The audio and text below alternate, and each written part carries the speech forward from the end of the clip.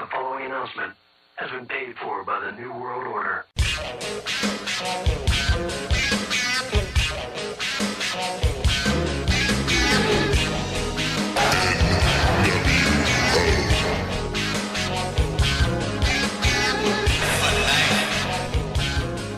It's July 7th, 1996 in Daytona Beach, Florida, and we're at World Championship Wrestling's Bash at the Beach pay-per-view.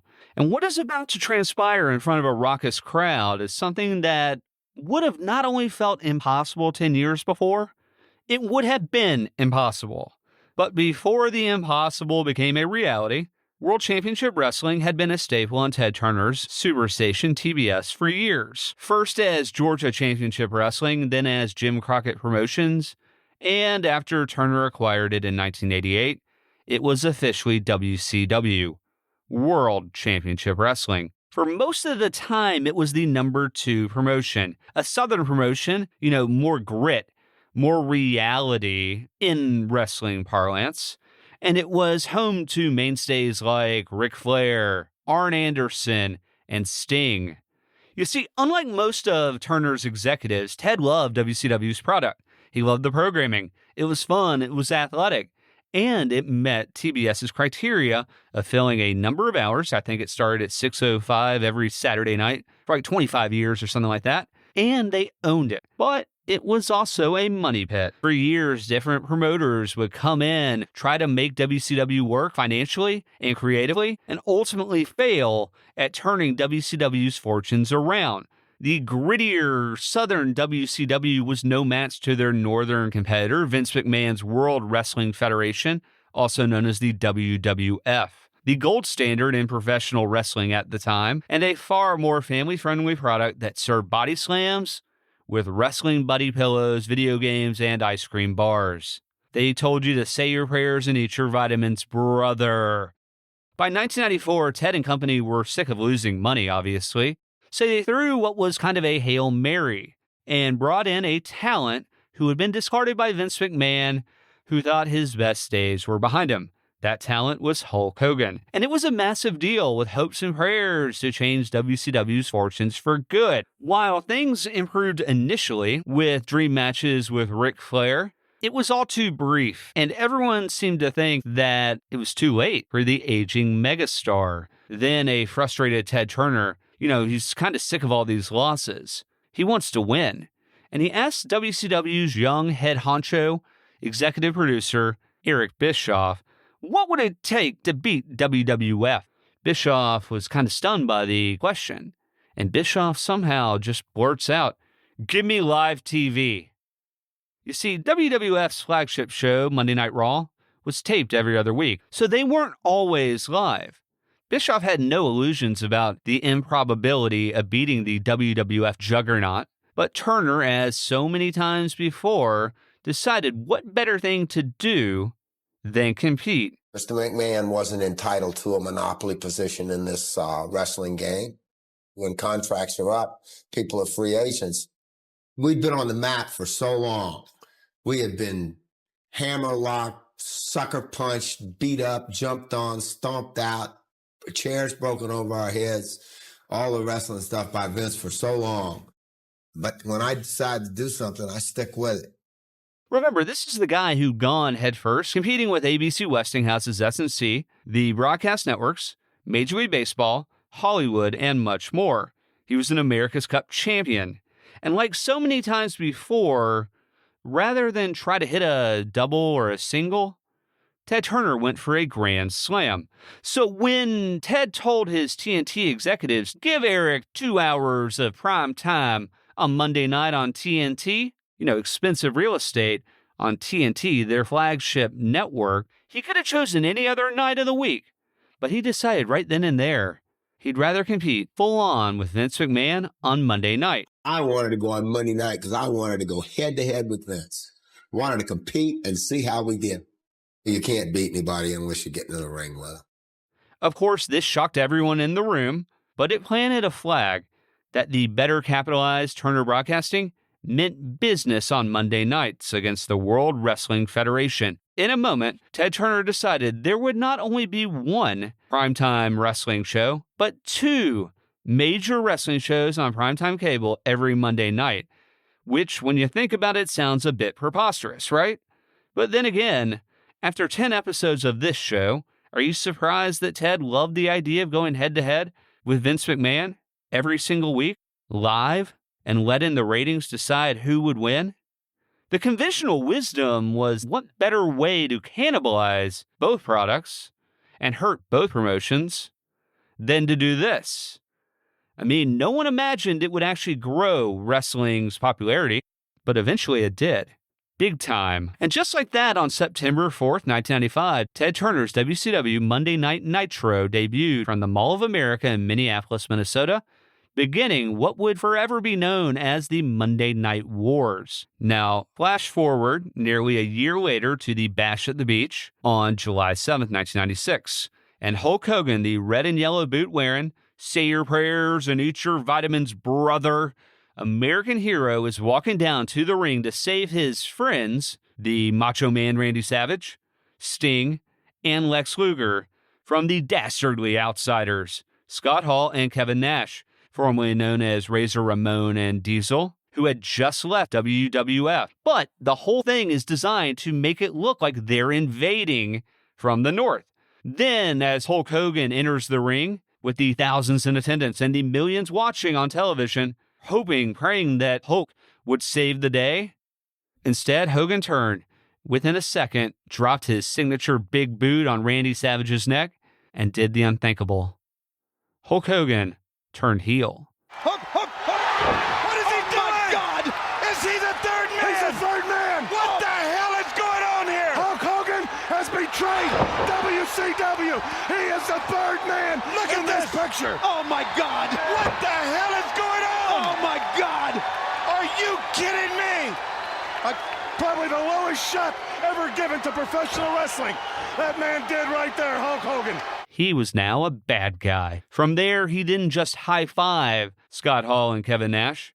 He berated the fans, going up to the point where he literally told them to stick it and said that the trash in the ring, because the ring is covered in trash. This is a scene, and it's not made up. Now, clearly, it's scripted, but the fans don't know that. And he tells the fans that all the trash in the ring represents them. It's a crazy thing. Now, at this point, Hogan then says this wasn't just a new faction inside of Ted Turner's second place World Championship Wrestling, but they were the New World Order, brother. Not New World Order. And the New World Order was taking over. Well, the first thing you gotta realize, brother, is this right here is the future of wrestling. You can call this the New World Order of Wrestling, brother. These two men right here came from a great big organization up north, and everybody was wondering who the third man was. Well, who knows more about that organization than me, brother? Now, when Hogan joined the Outsiders, they were portrayed as invaders from WWF. But Hogan didn't just change sides. He joined the enemy, an enemy from up north. The establishment, really, even if Vince McMahon would never admit WWF was the establishment, they were the gold standard when it came to professional wrestling. And unlike previous angles like this, it felt real. It was game-changing.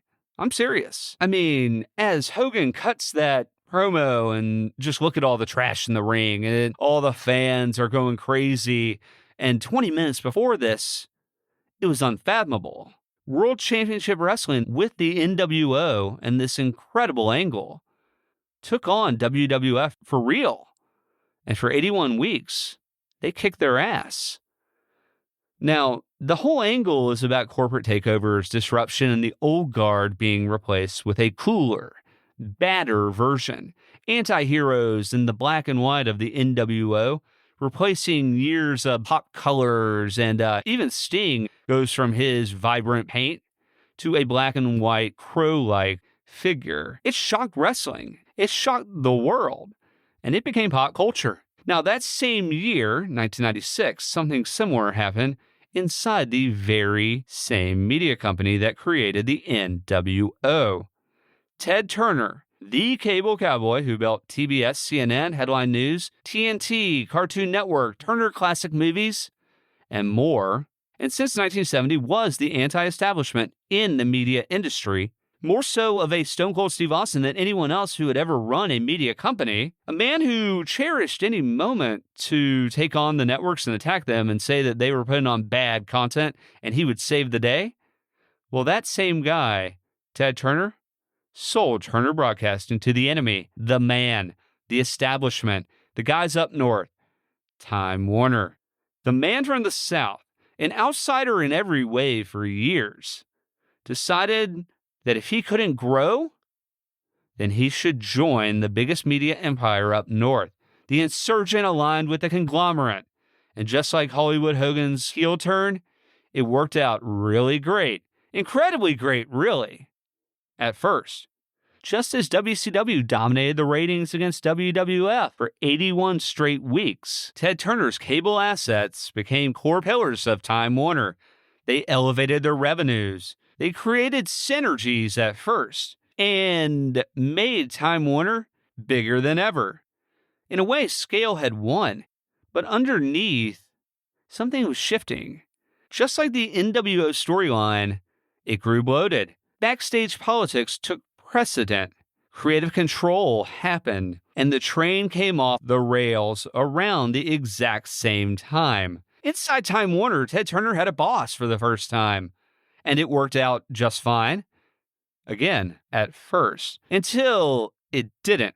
Corporate structure replaced founder instinct. Layers replaced speed, and the very systems Ted Turner had spent his entire life fighting became ones which he was fully enmeshed with. And while WCW, the home of the NWO, was owned by Turner Broadcasting, after the merger, it was just another division spending a lot of money inside a gigantic conglomerate with no structure. By 2001, WCW was gone. It had been acquired by Vince McMahon's WWF for the paltry sum of $2 million for the library, basically, all their matches. Because without live television, the new owners at AOL Time Warner did not want to air WCW. They thought it was beneath them. So they said, we're not going to put it on TNT. So without television, in a cable world, without high-speed internet, well, all you have is a library and some talent contracts, right? Without a TV deal, what is there? Now, there's no streaming at this point, and broadband internet is barely taking off. Heck, if widespread broadband had existed in 2000, 2001, well, let me tell you, the AOL Time Warner deal never would have happened either. The NWO storyline ended in corporate consolidation. So in 1996, Hulk Hogan joins the NWO, the New World Order. Hulk becomes Hollywood, and it was like a bull in a china shop. That same year, Ted Turner joined another media empire. Both moves created dominance for a brief amount of time. Both moves changed their industry. And both moves ended in 2001. Which is why I'm here today, which is why you're here today. But I'm getting ahead of myself, right? Now, most of Ted Turner's memoir, Call Me Ted, is pretty straightforward. He talks about his tough childhood and complicated relationship with his father, but for the most part, it's pretty cut and dry. It's very honest, though. But there's this moment towards the end of the book that really hits home, where Ted explains even in the 90s, he still wanted a broadcast network, writing, quote, "The early 1990s were a period of tremendous growth for us, but I still wanted one more jewel in our crown. Even as we added new libraries, production companies, and cable channels, I worried that when I died, my tombstone would read, 'Here lies Ted Turner. He never owned a broadcast network.'" End quote. Coming out of what some might have called a bailout by his cable contemporaries, Ted had rebuilt the company and then some. He kept it growing, was named Time's Person of the Year, but he still wasn't comfortable with the future of the company he'd built. You see, Ted wasn't worried about programming. He owned more programming than anyone else in the media world. And he wasn't worried about competition either. He outcompeted almost everyone throughout his entire career through tenacity, perseverance, and grit, right? CNN dominated news globally without competition at this point, and he had more cable channels than anyone else. Plus, he'd faced many opponents and had barely a scratch to show for it.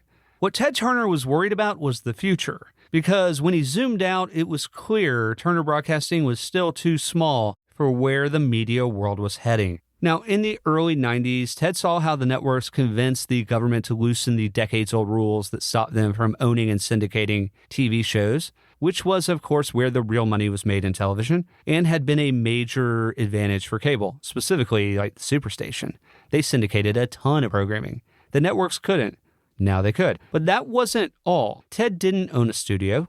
He had now New Line Cinema and Castle Rock to produce some shows, but it wasn't a full-on studio. Not like Warner Brothers under Daly and Simmel. He only owned a studio for a few months when he bought MGM before needing to sell it to pay off the debt while keeping MGM's massive film library, right?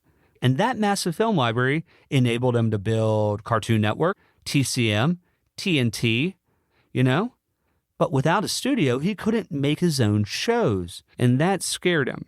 He worried that studios would start keeping their best shows for their own networks and starve TBS of fresh original programming. And that fear was part of the reason why he bought New Line and Castle Rock. But those companies were small, tiny, compared to a powerhouse like Warner Brothers, which had its own lot. Now, all this might sound a little paranoid, but Ted wasn't exaggerating.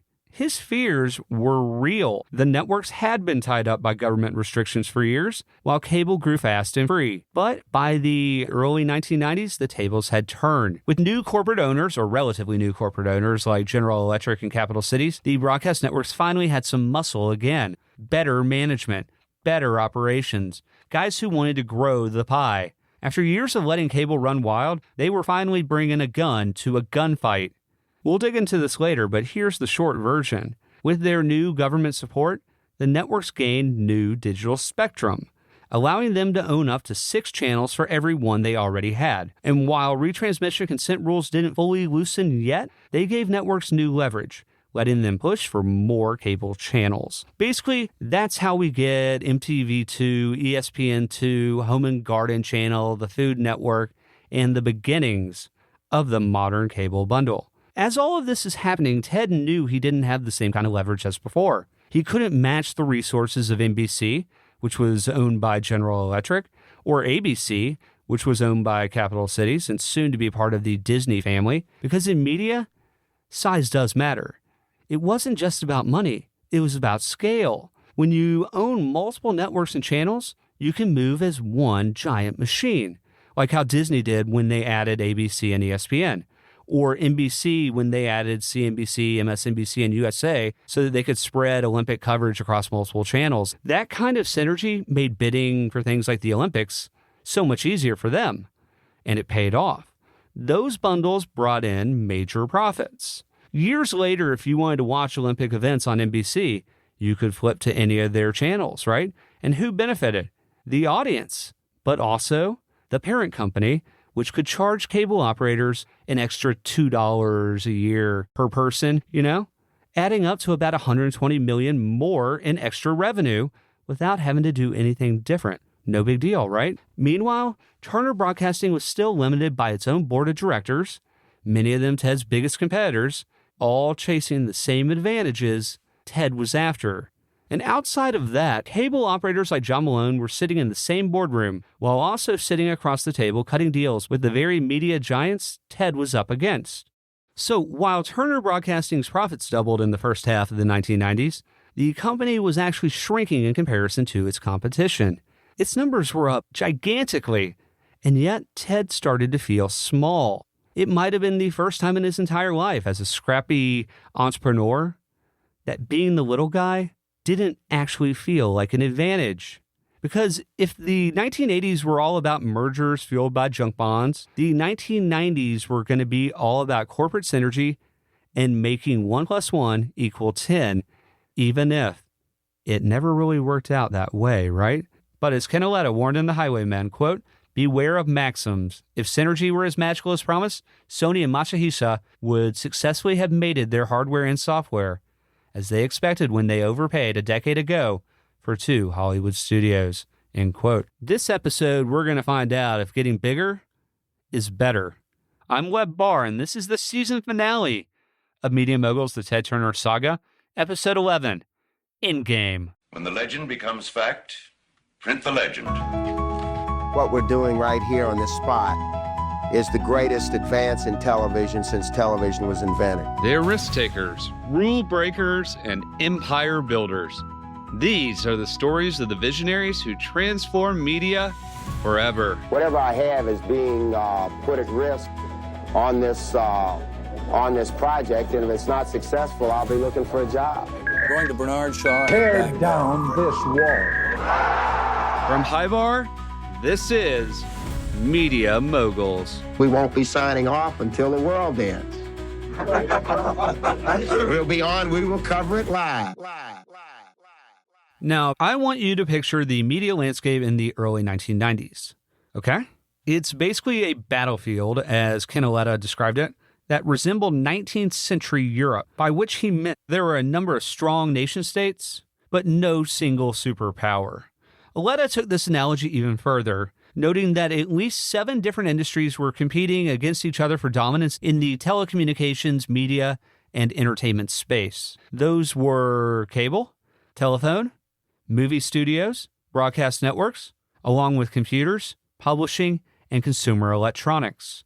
They all are in the same game. Kind of like how Netflix once said that we're not competing against HBO, we're competing against Time or Fortnite, you know? Everyone is now a competitor. And their shared goal was vertical integration, where they'd use their strengths in one area to boost another. For example, take Disney leveraging ESPN's popularity to secure more cable slots for its other channels, which in turn enabled them to increase their overall carriage fees from cable operators because they need ESPN, right? But if you want ESPN, you got to include Disney Channel and these other channels, right? Got it? Okay. Meanwhile, Ted's cable peers were starting to turn some of their own attention to new technologies like the internet, which, mind you, was still at this point really too early to act on. But, that didn't stop them from spending a ton of mindshare and money trying to act on it. At the same time, cable programmers like Ted were running into more conflicts with the very cable operators they depended on for distribution. Now that ESPN has an ESPN2, that means there's one less slot for a traditional cable operator, right? And while cable wrestled with conflicts of interest and partnerships, the broadcast networks were stuck. You see, if they didn't pay those rising fees for the NFL or NBA rights, well, cable would take them. If they leaned too hard on cheap local news, they'd risk losing their credibility. And if they refused Hollywood's prices for new original programming, they'd lose hit shows and viewers to cable, because the cable guys would pay for it. Sure, they could have jumped into cable, but they also worried that that would undercut their main business, broadcasting. And even though newer network executives were more open to cable than their predecessors in the 80s, there was still a lingering sense that cable was beneath them, at least in the executive ranks. Now, amongst the American people, they didn't care. They love cable. And I know we've discussed all this. This is me just rehashing history. So profits slipped at the networks as they protected their single channel instead of expanding into multiple ones, or building the kind of flywheel cable had with their dual revenue streams from ads and carriage fees. By the early 1990s, the entire media landscape was changing fast. The old role of networks and independent stations acting as middlemen deciding what people could watch was also fading. Viewers were now gaining control over their remotes and could watch what they wanted to watch when they wanted to watch it. And that power shift was huge. When Ken Aletta asked John Malone to guess the winners and losers among these 7 vying industries I just mentioned, Malone said, quote, "It depends on how you define yourself. If you define yourself in the transmission business, you lose. You've got to think of yourself as a supplier," end quote. So on one hand, audiences had more options than ever before, but on the other hand, media power was consolidating rapidly through mergers and acquisitions, making it harder for independent players like Ted to break through, to grow, to get bigger. And when you think about it, how many new dominant media companies have actually emerged in the last 25 years? Netflix is probably the only pure example. Sure, Amazon, Apple, and Google, YouTube, are gigantic right now, but they're all trillion-dollar companies, and media for them is essentially a loss leader or lead gen for their core businesses, except for YouTube, which is its own ecosystem, really, that doesn't play by the Hollywood rules. In the United States, 80% of major market TV stations were owned by large groups at this time. Chains like Gannett controlled a large share of newspapers. Rupert Murdoch controlled most Australian newspapers and a number of British publications, along with the Fox Broadcasting Network and the New York Post. And then John Malone's TCI owned a quarter of all the cable systems in the country. Meanwhile, Time Warner owned HBO, all of Time's magazines, which are Time, People, Sports Illustrated, along with Warner Brothers, Warner Music, and very importantly, but not really discussed that often, Warner Cable, its own cable systems, meaning they controlled both content and distribution, which will be very important in the future with the internet, right? Because if you have cable, then you have fiber. And if you have fiber, you can charge for broadband. These mega mergers promise new synergies in economic scale, turning media companies into massive conglomerates. But for Ted Turner and Turner Broadcasting, they also raised a number of new questions. Even with the most cable channels and programming in the world, which Turner had, and booming profits, they're growing. Their revenues are doubled over the last 4 years. Turner still didn't own any distribution. He wasn't diversified in a world that was clamoring for more synergies and diversification. I'm not a big diversification guy, but at this point, if you're just a one-trick pony, that's a problem. So Ted had to wonder, was Turner Broadcasting too small to survive in this new world? Even a dominant cable company could now be seen as vulnerable. So why did Ted Turner, the maverick genius really, who built TBS, CNN, and a media empire out of pure grit and determination, feel the need to get much bigger? And what would happen when he tried? By now, Ted chased owning a network for a decade, basically, since 1985, but he'd been trying for years before that. And after losing that fight for CBS, and then buying MGM's film library, which nearly sank his entire company, he was rescued by the cable cowboys. But they had helped Ted get back on track, and now he was sprinting. The company was stronger than ever, fueled by MGM's vast film library, TNT, Cartoon Network, TCM, huge successes, while TBS kept dominating ad-supported cable. And CNN had become the global news leader, the only one, really, not just on TV, but everywhere. It was synonymous with news. It was the channel world leaders watched nonstop during Tiananmen Square, the fall of the Berlin Wall, the Iraq War, the Soviet Union collapse in 1991. Coverage that changed how the world experienced live news forever.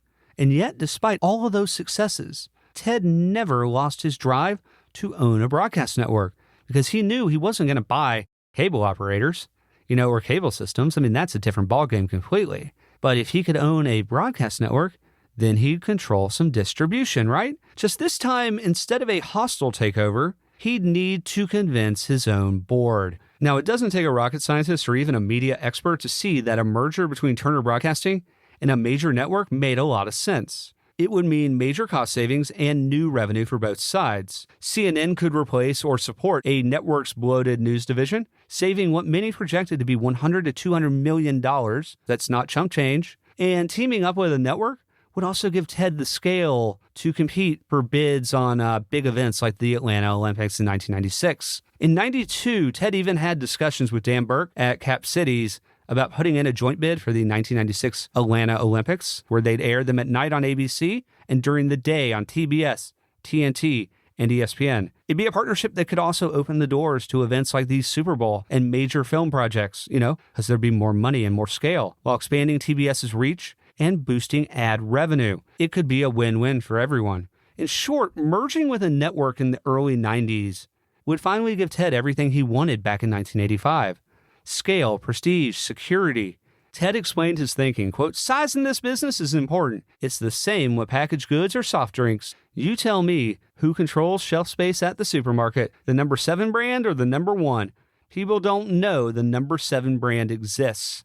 End quote. So by the early to mid 1990s, Ted had already become a more accepted and respected figure in traditional media circles. He'd been Times Person of the Year, and CNN's success had earned him real credibility. Many of the old guard executives who once opposed him were gone, replaced by newer, smarter, more business-savvy teams at Cap Cities and Jack Welch's NBC. Now, at this point in Ted's story, the Communications Act of 1994 was starting to be discussed, so it's still just a proposal, but it aimed to limit cable operators' control over programming and give the networks more room to grow, something they've been pushing for nearly a decade. That proposed legislation, which we'll get to in a bit, made buying a network an even bigger and better opportunity for Ted, who, despite owning the most cable channels, was still a cable programmer without any major businesses other than cable, or any control over his own distribution. We've discussed that as well. Ted's hope was that this new legislation would finally allow him to break through his board's years-long resistance to transformative deals,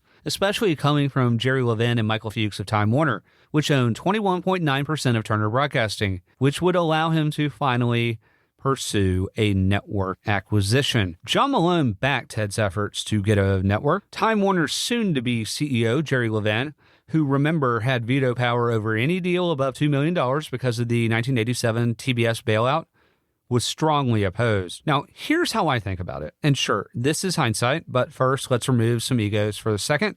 Okay, so think about the Cable Cowboys' $550 million rescue bailout, whatever you want to call it, of Turner Broadcasting. With the right vision, that should have been seen as the golden opportunity to grow TBS and get an even bigger return on their investment, right? Because this is an investment, and they have shareholders, right? And it's fiduciary. And if that's the case, then obviously Ted buying or merging with the network made a lot of sense. He'd already doubled Turner Broadcasting's valuation since the bailout, so it's not like he's standing still. But this is where egos and maybe some lingering resentment from the bailout likely came into play, especially from the Time Warner end, where, unlike Ted Turner and John Malone, they didn't have nearly as much personal skin in the game. They were making a lot of money, yes, but they didn't own the same kind of percentages of those companies that Ted did. Ted now owns around 51% of Turner Broadcasting, and he's almost worth $1 billion at this point. These guys were more of corporate operators at Time Warner, which was already weighed down by debt from its 1990 Warner Communication deal creating Time Warner, right? Still, it's worth noting that Time Warner didn't own a broadcast network either, or any cable channels other than HBO, which was a pay TV channel, and really, the best pay TV channel, if not one of the best cable channels out there. Two things they certainly would have loved to have: the network and more cable channels. Ted, meanwhile, had the most cable channels and wanted a network. So you can see where the hesitation on Time Warner's end comes into play, right? And they don't want to miss out on a potential growth opportunity or M&A opportunities to grow Time Warner into the new millennium, right? But they also weren't going to let Ted Turner, the guy they bailed out, be the one who got there first.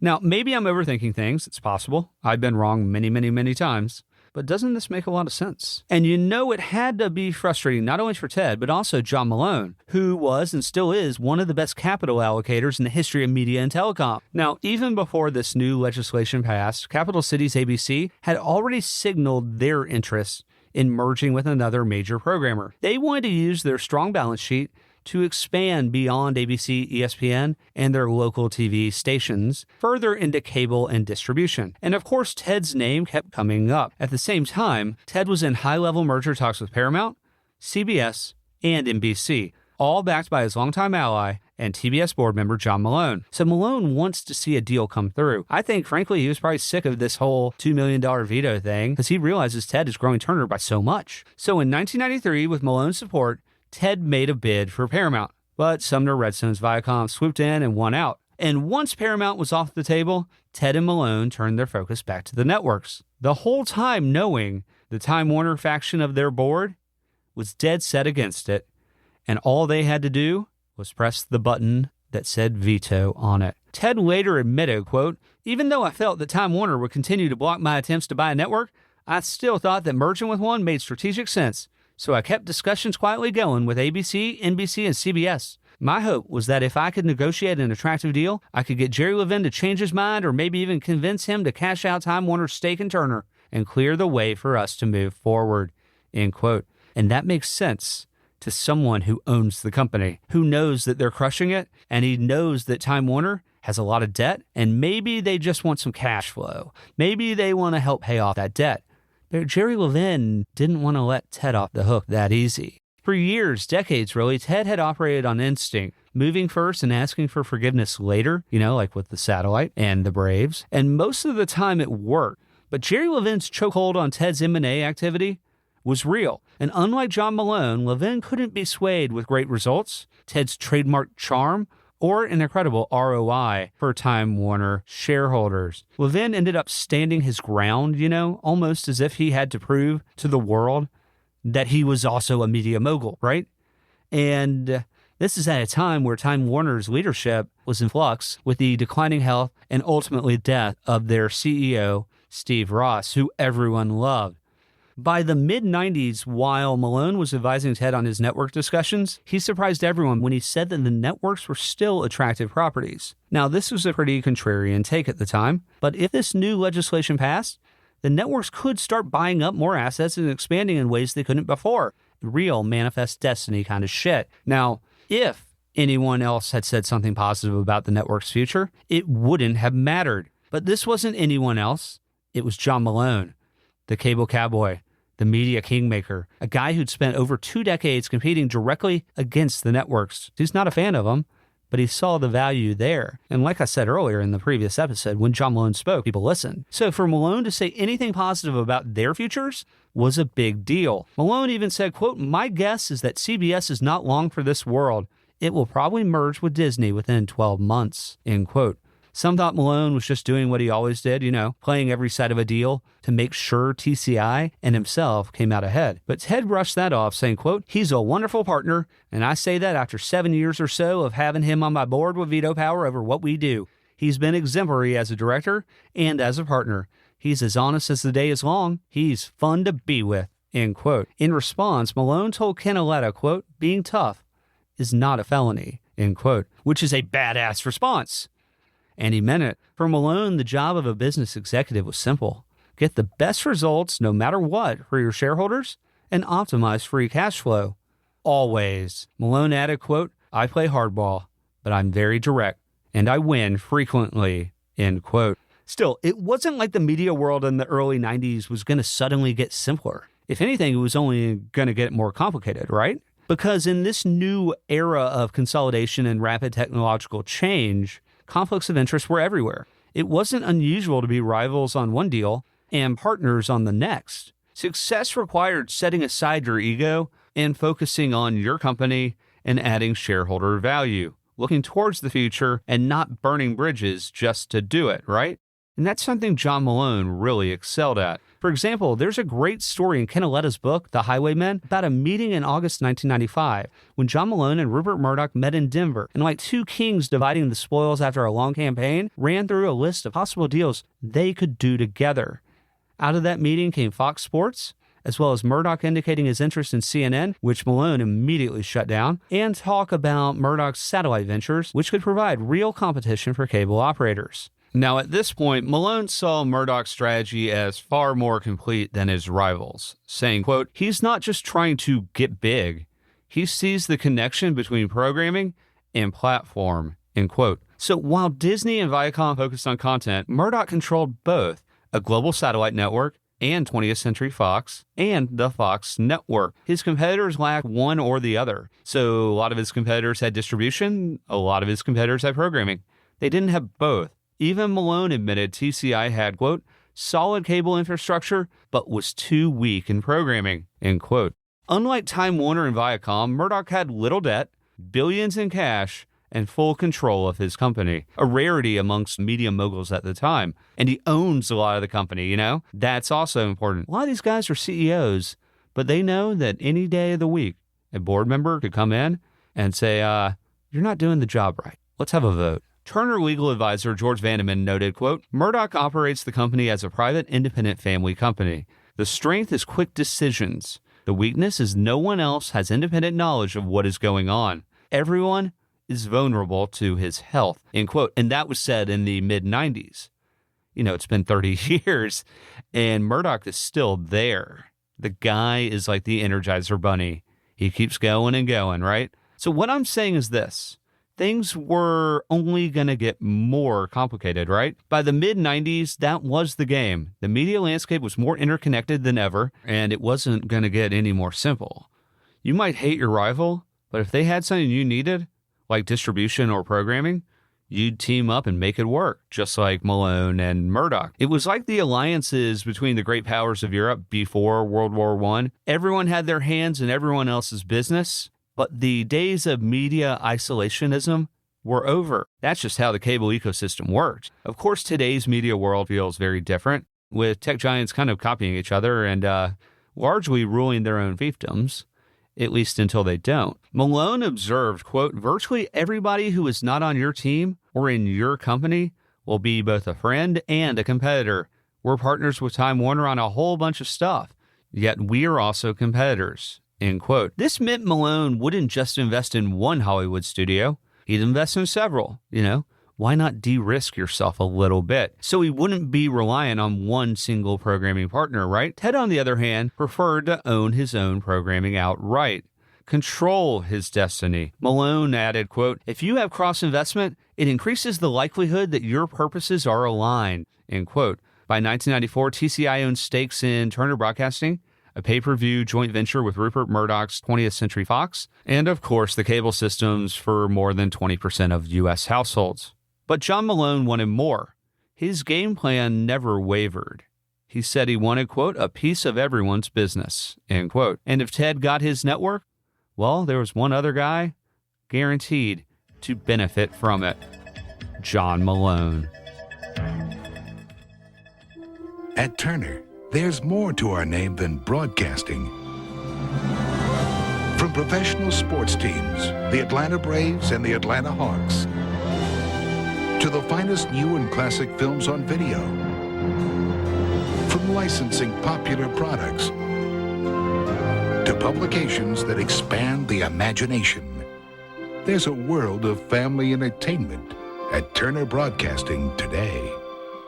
Now, let's jump to 1994. Ted has all of these cable channels, TBS, TNT, TCM, Headline News, Cartoon Network, and of course CNN, which was in more than 65 million homes, with a global reach and a stronger news brand than any of the networks. Plus, everyone also knew NBC was planning its own cable news channel, thanks to the pending Communications Act of 1994. That news channel would eventually become MSNBC, which is now MS Now, which is weird. So a deal made sense. In his memoir, ABC News legend Roone Arledge recalled meeting Ted to discuss a joint venture between ABC and CNN, which, considering their decade-long rivalry, which started during the CNN versus satellite news channel war in 1981-82, is kind of a hell-freezing over moment.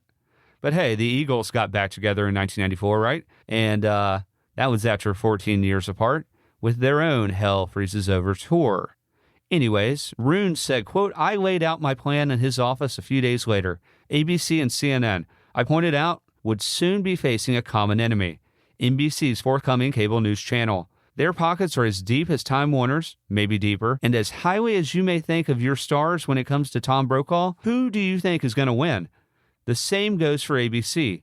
You can't match us on the talent side.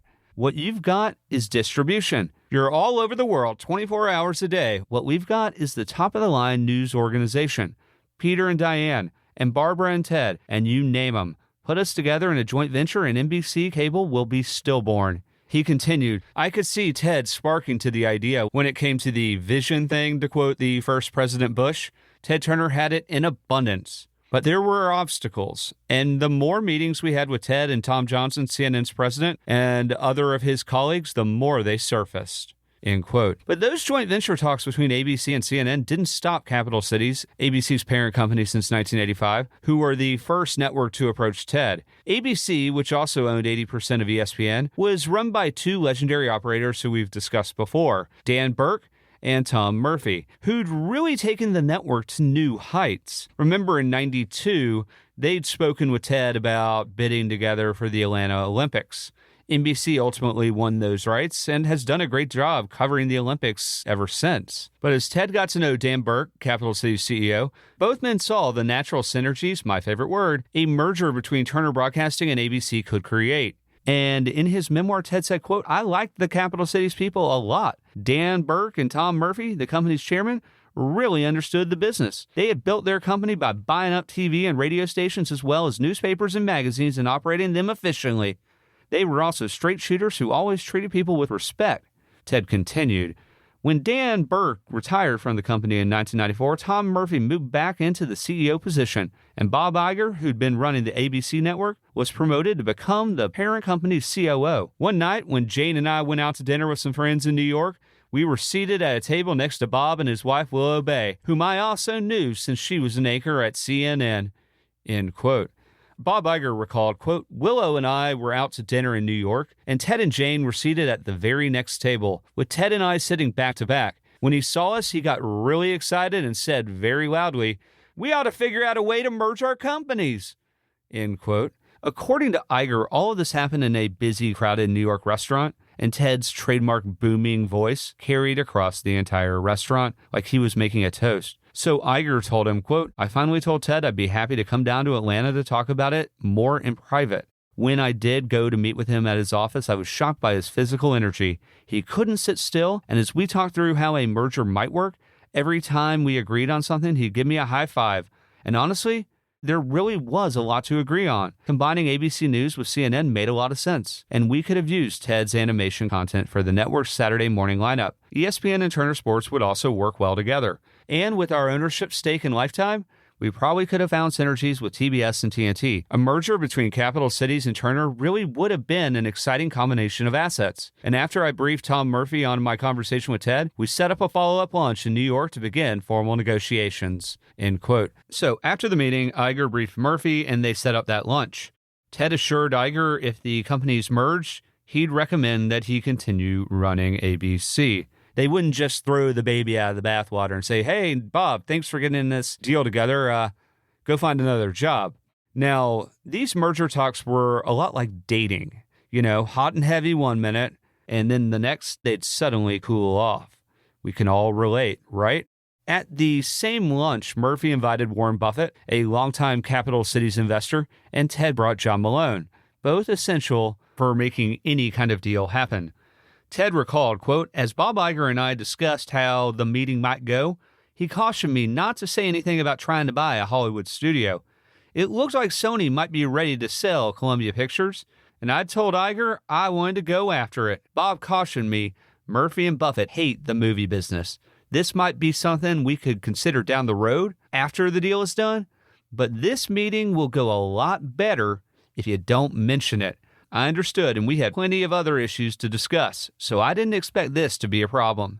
End quote. Now, Ted's meeting with Capital Cities in New York started positive and very cordial.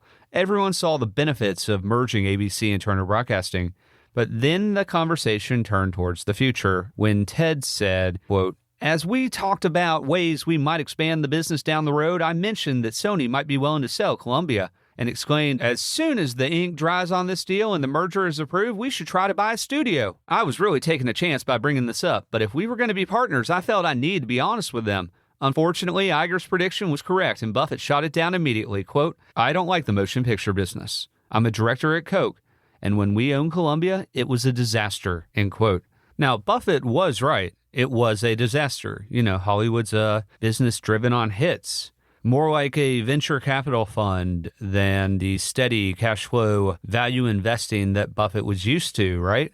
Ted fired back at the Oracle of Omaha, saying, quote, "Well, movies might not be a good business for a soft drink company, but if you're in the broadcasting business, it makes all the sense in the world. If you don't want to be in the movie business, you don't want to be in the television business because this industry is going to go vertical. The first network and studio merger will have the first mover advantage, and the company that gets there last is going to be playing catch-up." End quote. Then the room went cold when Ted said, quote, "When Tom Murphy joined in, agreeing with Warren, I could tell the meeting had taken a bad turn. It might have been different if I had backed right down, but I couldn't." He continued, "The reason we're all here is because our industry is moving quickly and we want to anticipate the future. I'm telling you now about my interest in a studio because I want us to have a harmonious relationship, and I want you to sign off on this because it's the last piece of the big puzzle that we really need." End quote. From there, Ted could tell that despite all the polite smiles, the nodding along, agreeing, the politeness, the enthusiasm for the deal had faded away very fast when it was clear just how serious he was about eventually owning a studio. Ted said, quote, "Iger called me a few days later to tell me they decided not to move forward. While Murphy openly disagreed with me in the meeting, I thought that Warren Buffett was the one who really killed the deal." End quote. And here's the thing. I have no doubt that a merger between ABC and TBS with their combined programming, financial strength, operational expertise, and brand name combined with their leadership would have been an absolute powerhouse. But like Ted said, it's better to get all your cards on the table and share your vision for the future and that combined company than just merging assets for the short term, like so many other media deals. Ironically, just a year later, ABC sold to Disney in a $19 billion deal, which we're going to talk about in a bit, but it was the largest non-oil acquisition of its time. And within a few years, every network owned a studio, which just says that, again, Ted was right about where the industry was going in regards to vertical integration. Just no one wanted to be the first to do it with him, right? So with ABC out of the picture due to differences in vision, the next stop on Ted's network acquisition tour was NBC. And keep in mind, the rest of his board, other than John Malone, has not really given their nod of approval on any of this. It's very quiet. Now, Ted already had a strong relationship with NBC president and CEO Bob Wright, going back to his days when he ran Cox Cable in the late 1970s in Atlanta. In fact, Ted came close to striking deals with General Electric's NBC twice. First in 1988, when a potential agreement for a 25% stake in Turner Broadcasting fell apart over price. We talked about that last episode. You know, they really wanted part of CNN. And again in 1989, when GE briefly expressed interest in selling NBC. But Ted's board shut down that one. But maybe 1994 would be different. Who knows, right? Maybe Ted's persistence would win out and the Time Warner guys on the board would get the picture and get out of the way, take their money, and use it to pay off some of Time Warner's debt. Maybe. So Ted decided it was worth another shot. Despite still not having Jerry Levin's approval, he pushed forward. Now, Bob Wright was eager to expand NBC beyond broadcasting and CNBC, their business news channel, and thought Ted's portfolio of news and entertainment channels was perfect for NBC. And it was. At the time, NBC was in third place amongst the big three networks, which is kind of shocking considering they had Seinfeld, Frasier, Friends was about to drop, they had the NBA on NBC, they're about to have the Olympics. Soon they would be number one. But at this point, they were third somehow. I don't know. And the same synergies I just discussed with ABC, you know, shared newsrooms, global reach, sports infrastructure, they also apply here. Ted explained, quote, "There were different ideas floating around about how a merger with NBC might work, ranging from Turner Broadcasting being acquired directly to NBC being spun out from GE and merging with Turner to form a new, separate entity. Either way, valuation, structure, and responsibilities were issues to be resolved. Conversations grew serious enough for Bob to fly down to Atlanta with his boss, General Electric CEO Jack Welch, for a meeting with me. We met in secret at a suite in the Ritz-Carlton in the Buckhead section of Atlanta, myself, Bob Wright, and Jack Welch. I knew Welch by reputation, but didn't really know him personally, and I looked forward to meeting with him. But from the beginning of this conversation, I was disappointed. It seemed clear to me that Welch either didn't understand or appreciate our business, or he hadn't done his homework for the meeting. Whenever he referred to evaluation of our company, it was very low. And when it came to corporate structure and reporting lines, I could tell that if we ever were to do a deal, I'd just be another employee at General Electric," end quote. And if you've listened to any episode of this show, you know that Ted was never going to be just an employee at the bigger company, right? He knew he had many more years to give. He's like in his mid-50s at this point, and he wanted to continue growing the media empire, whether it was with NBC, ABC, CBS, Time Warner, whatever. He's not going to give up. You know, he loves this game. He didn't want to just bend the knee to some corporate overlord, at least not in 1994.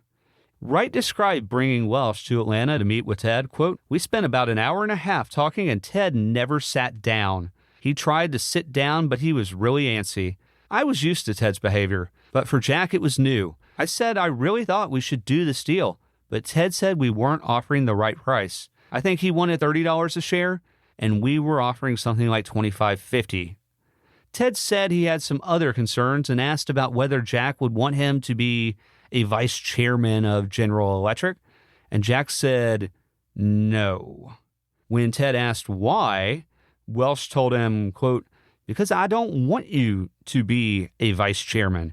I want you to run CNN," end quote. Now, according to Wright, Welch didn't think Ted would add anything at the corporate level and worried he'd be too difficult to manage, which I can understand the management part. But to say that Ted Turner couldn't add anything at the corporate level is a little preposterous. So by the end of the meeting, Ted told him, quote, "You know what? I don't think I want to do this," end quote. The next day, Ted told Wright, quote, "I don't think there's a place for me at GE, and Jack didn't offer enough money, end quote. Now that's Ted's side of the story from his memoir, describing GE's pursuit of Turner Broadcasting. Alternatively, Ted also approached GE with a $5 billion offer to buy NBC himself. But according to the New York Times, GE wouldn't start discussions unless Ted could get permission from his handlers. Those were the words they used. Woof. I told you, it was kind of like he needs to get his allowance money from his parents. That's what this board feels like. Now, GE knew Ted was stuck between a rock and a hard place due to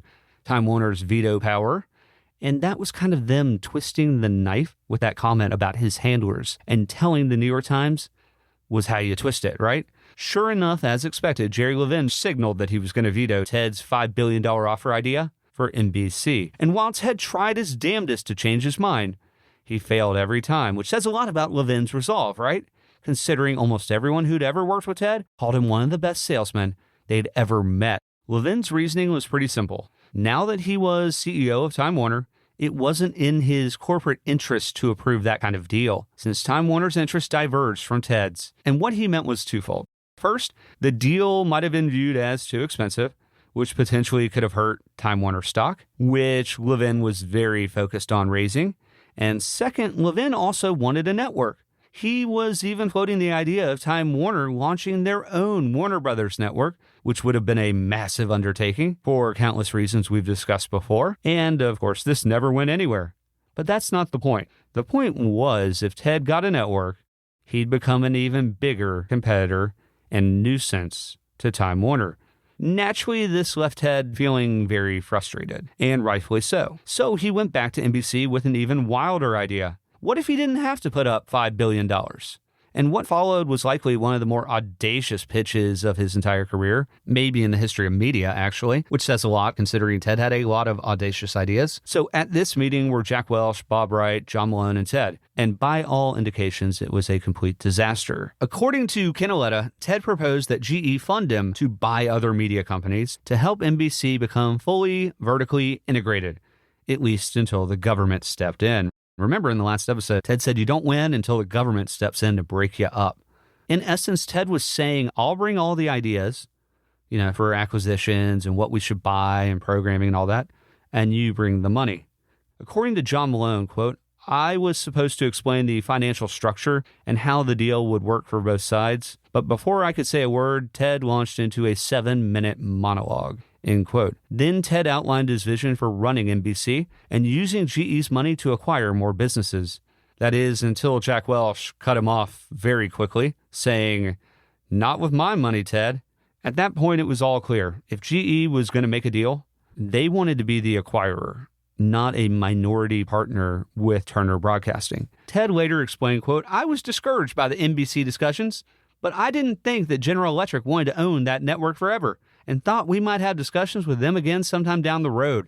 In any event, striking out with ABC and NBC left me to consider CBS, end quote. John Malone summed all of this up really well. Quote, everyone wanted to merge with Ted. No one wanted to turn control over to Ted, end quote. And the same is also true of Rupert Murdoch. Now, after a skiing trip with Murdoch, apparently Ted went on one, which is crazy because, they don't really get along. But like I said, the landscape in the 90s is very much you're going to have to work or partner multiple times with people you don't like. That's just life. But in media, it was even more so. Ted said, quote, he is one of the most charming people you'd ever meet. He told me he loved CNN the way it was and that he wouldn't change a thing, end quote. Still, Ted, who detested Murdoch, didn't believe him. He said, quote, by the mid-1990s, the Fox network was well established as the fourth broadcast network, but Rupert Murdoch's News Corporation owned him. And while I knew he had coveted CNN for years, Murdoch was not someone whom I wanted to do business. Seeing the way he used his newspapers to advance his personal political agenda really bothered me. I certainly encouraged our networks to air programming about issues I considered important, like the environment and overpopulation, but Murdoch specifically supported or tore down individual political candidates through his publications, particularly in Europe. We had worked very hard to establish CNN as an impartial outlet with the highest journalistic standards, and doing a deal with him would jeopardize everything we built, end quote. And so with ABC and NBC behind him, Ted Turner turned his sights onto his next and final network target, CBS. Now, In 1994, CBS was still run by Larry Tisch, who'd taken control of the network after Ted's takeover failed in 1985. And in his memoir, Ted wrote, quote, "My conversations at CBS were with Larry Tisch, the billionaire financier who had made his fortune in a wide range of businesses, including hotels, tobacco, and insurance. With no background in media, he was in the network business to get a financial return, and it looks like he might be willing to sell CBS for about $5 billion. As we analyzed the valuation for CBS, we also entered discussions with King World about acquiring them. The company was founded and run by the King brothers, Roger and Michael, and I knew them from back in the 70s when they sold me reruns of The Little Rascals on Channel 17. When they started out, The Little Rascals was about the only property they had, but with hits like Jeopardy, Wheel of Fortune, and Oprah, they had grown King World into the most successful syndication company in television. The King brothers were great guys, fun-loving entrepreneurs, and we liked the idea of being part of the same company. They would sell to us in a merger for about $1 billion. Their company was generating tremendous cash flow, and I hoped to use those resources to help finance a bigger deal with the network. We were also in some interesting discussions with Bill Gates of Microsoft." End quote. Now, before you laugh at the idea of having discussions with Microsoft and Bill Gates, remember, in 1994, the internet was just taking off. Netscape had launched Mosaic, their browser, and Microsoft was developing what would become Internet Explorer. During this time, Bill Gates briefly courted Turner, believing CNN's brand could anchor a new online news platform as he explored deals with Hollywood and news organizations. Bill Gates explained, quote, "The internet was exploding, and it seemed like a great place for news. At Microsoft, we thought we could drive a lot of traffic, but we didn't want to start from scratch. So the obvious thing to do was to take the only brand that was really specific to news at the time, CNN, and do something with them. Our offer to Ted was that we would invest in Turner at market and create a 50-50 joint venture to manage CNN.com. It was a dream deal. Ted was willing to let us do the technology piece. Neither he nor his key people at the time had really put their minds around that, and we had no problem letting them retain editorial control. We were willing to guarantee all the losses of the joint venture so that Turner corporately would have only seen profits. Ted was eager to do it. We'd have these discussions, and Ted would get on the phone and yell, 'We should do this. This is great. Let's do this.'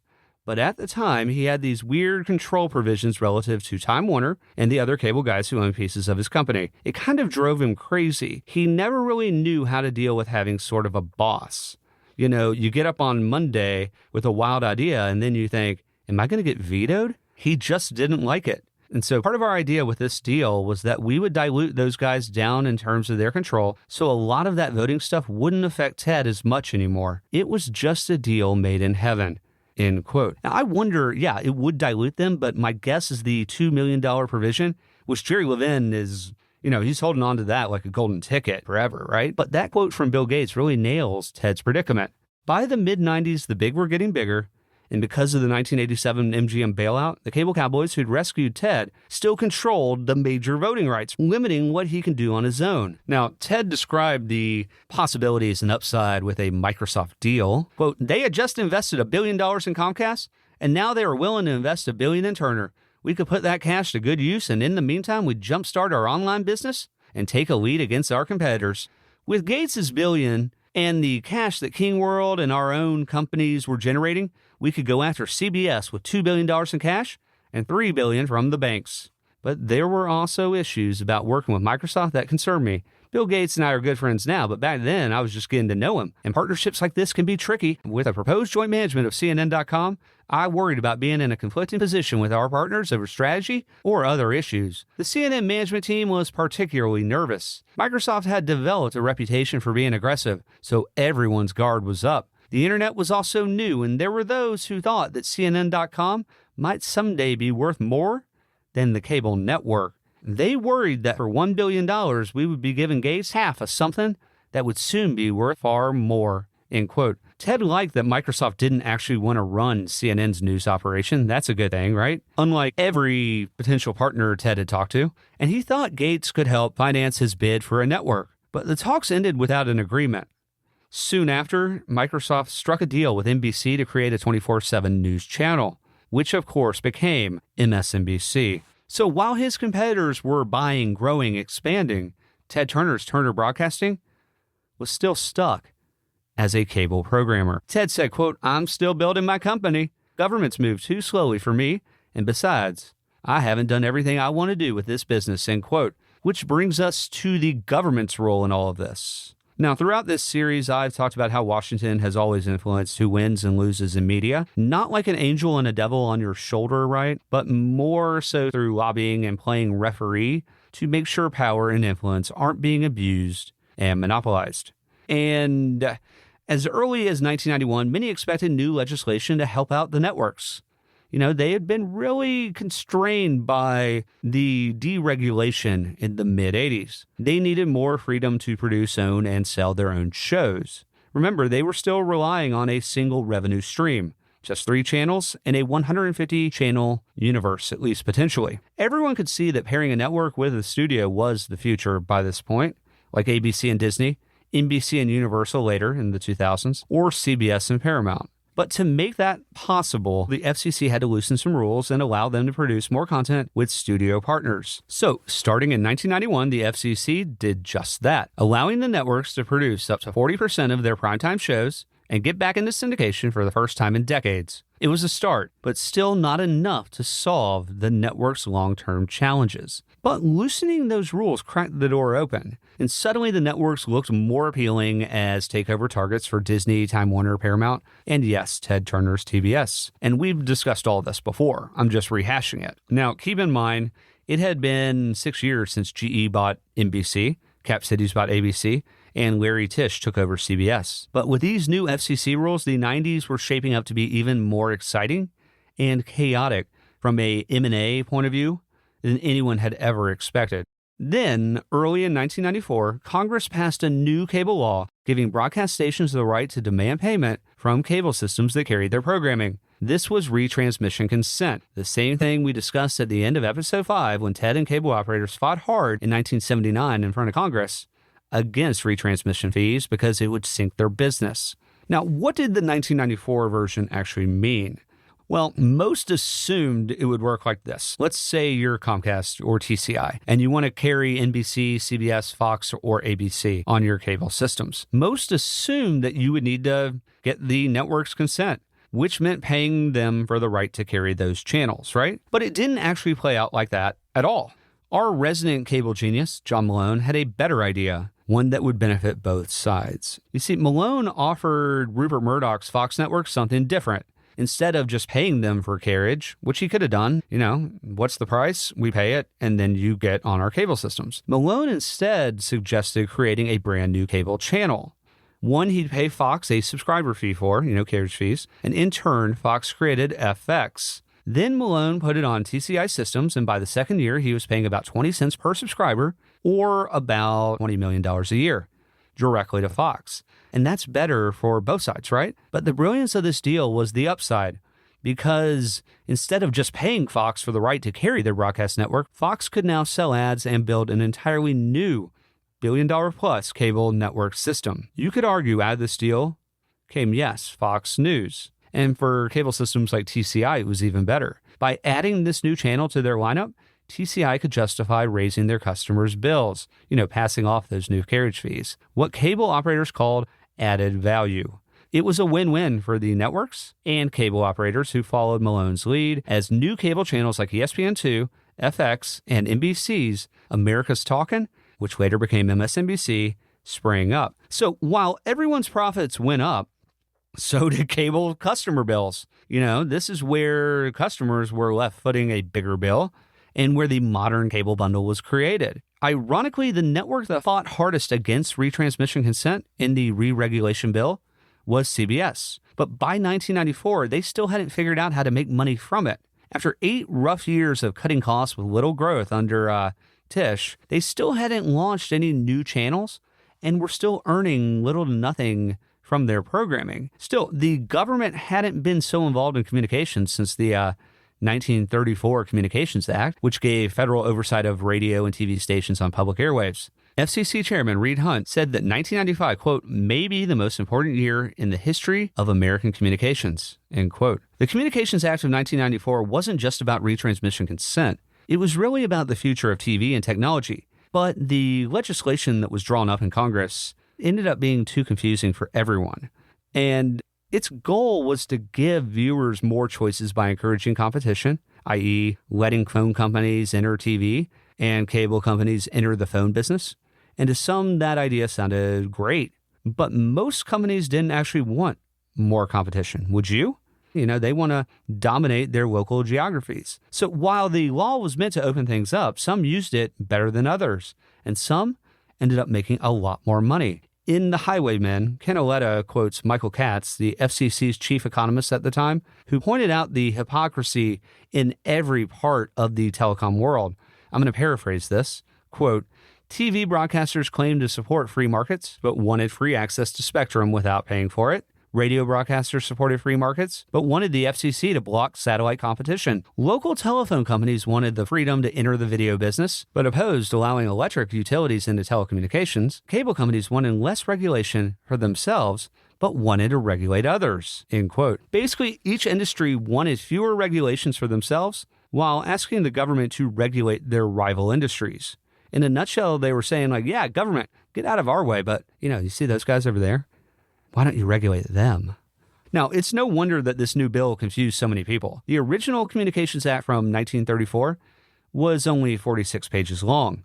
The 1994 bill, about 200. So outside of retransmission consent, it all just turned into this gigantic mess. Like a lot of big legislation does, it has great intentions, but often Congress tries to prevent every possible problem, by writing it into the bill before it happens, instead of just fixing things when they go wrong later. Now, before I wrap up this mid-90s policy section, here's a big picture of what happened. Ultimately, Congress passes another communications law called the Telecommunications Act of 1996, which finally set the rules for TV, radio, and the emerging internet moving forward with a focus on deregulation and competition. So, more competition.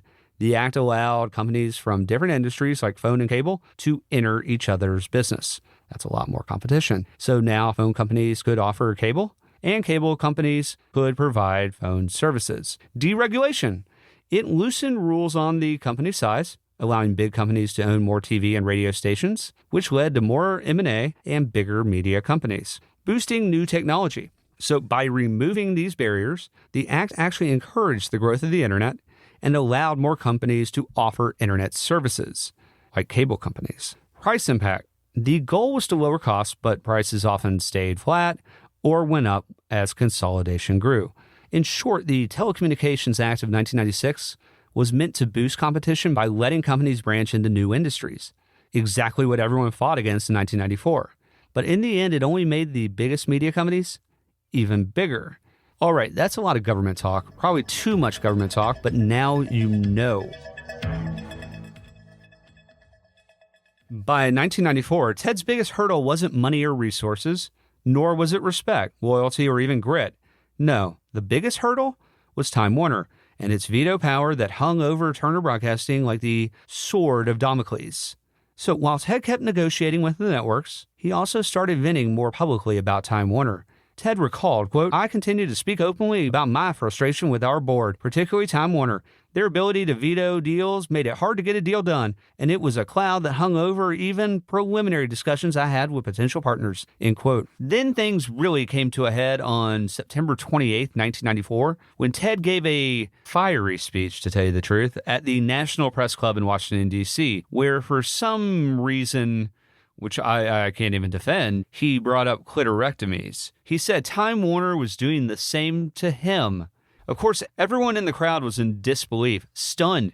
Then Ted doubled down, saying, quote, "That's exactly right, and I don't like it any more than they do," end quote. Richard Hack wrote in Clash of the Titans that Ted was, quote, "white hot, stomping the floor, shouting, beating the podium as if anyone in the room might miss the point," end quote. But Ted kept going, quote, "Time Warner wants to go out and try and get a network of their own, but they're holding me back from doing so. And it just isn't right. I had this deal worked out to acquire NBC a little over a year ago for about $5 billion, $1 billion in cash, $1 billion in preferred stock, and $3 billion in debt, which would have been no problem to finance. And I went to Time Warner with that, and they said no.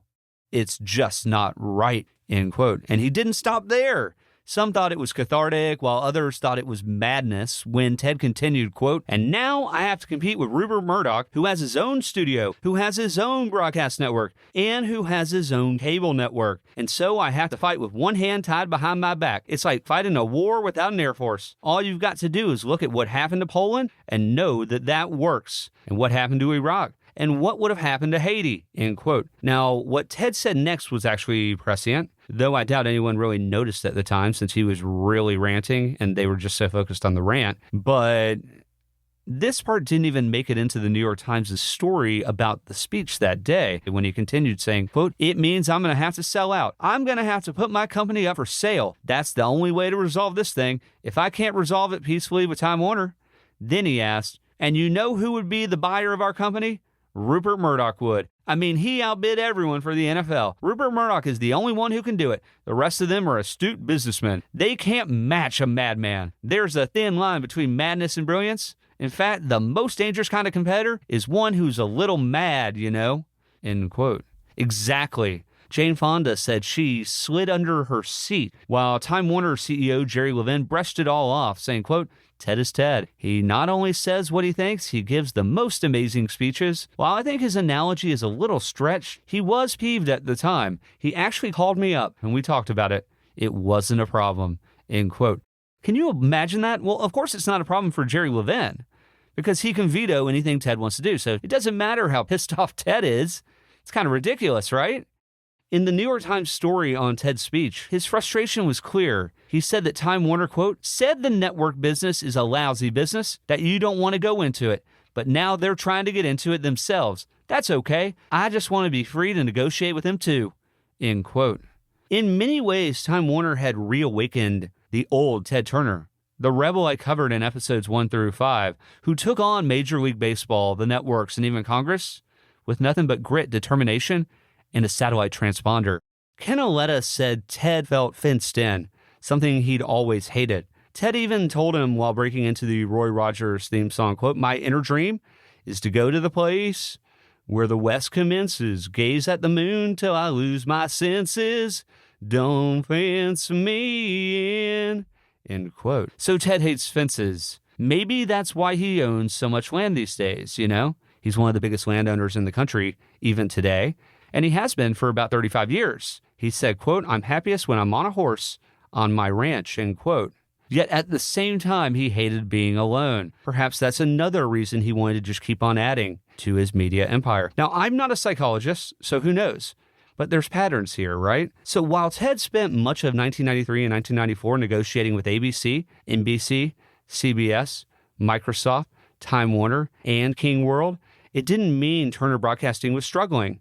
In fact, they were actually firing on all cylinders. He's just trying to grow the pie, trying to make sure their future is insured. Ted said that by the summer of 1995, Turner Broadcasting was crushing it. Quote, "Our entertainment networks were growing rapidly and CNN was once again enjoying record high ratings. This time, the spike in news viewership was not caused by a war, but by the O.J. Simpson saga. This coverage didn't make me as proud as our telecasts from Baghdad, and many advertisers weren't too thrilled with the idea of plugging their products during a double murder trial, but whether I liked it or not, it was a huge story, and it was gratifying to see people turn into CNN in big numbers to keep up to date. It had taken our company until 1989 to break the $1 billion mark in annual revenues, and halfway through 1995, just 6 years later, we were on track to grow that number to nearly $3.5 billion, end quote. And TBS and CNN's revenue growth wasn't all. While Ted's own frustrations with TBS's growth remained, he was clear that inside TBS, quote, "morale was high.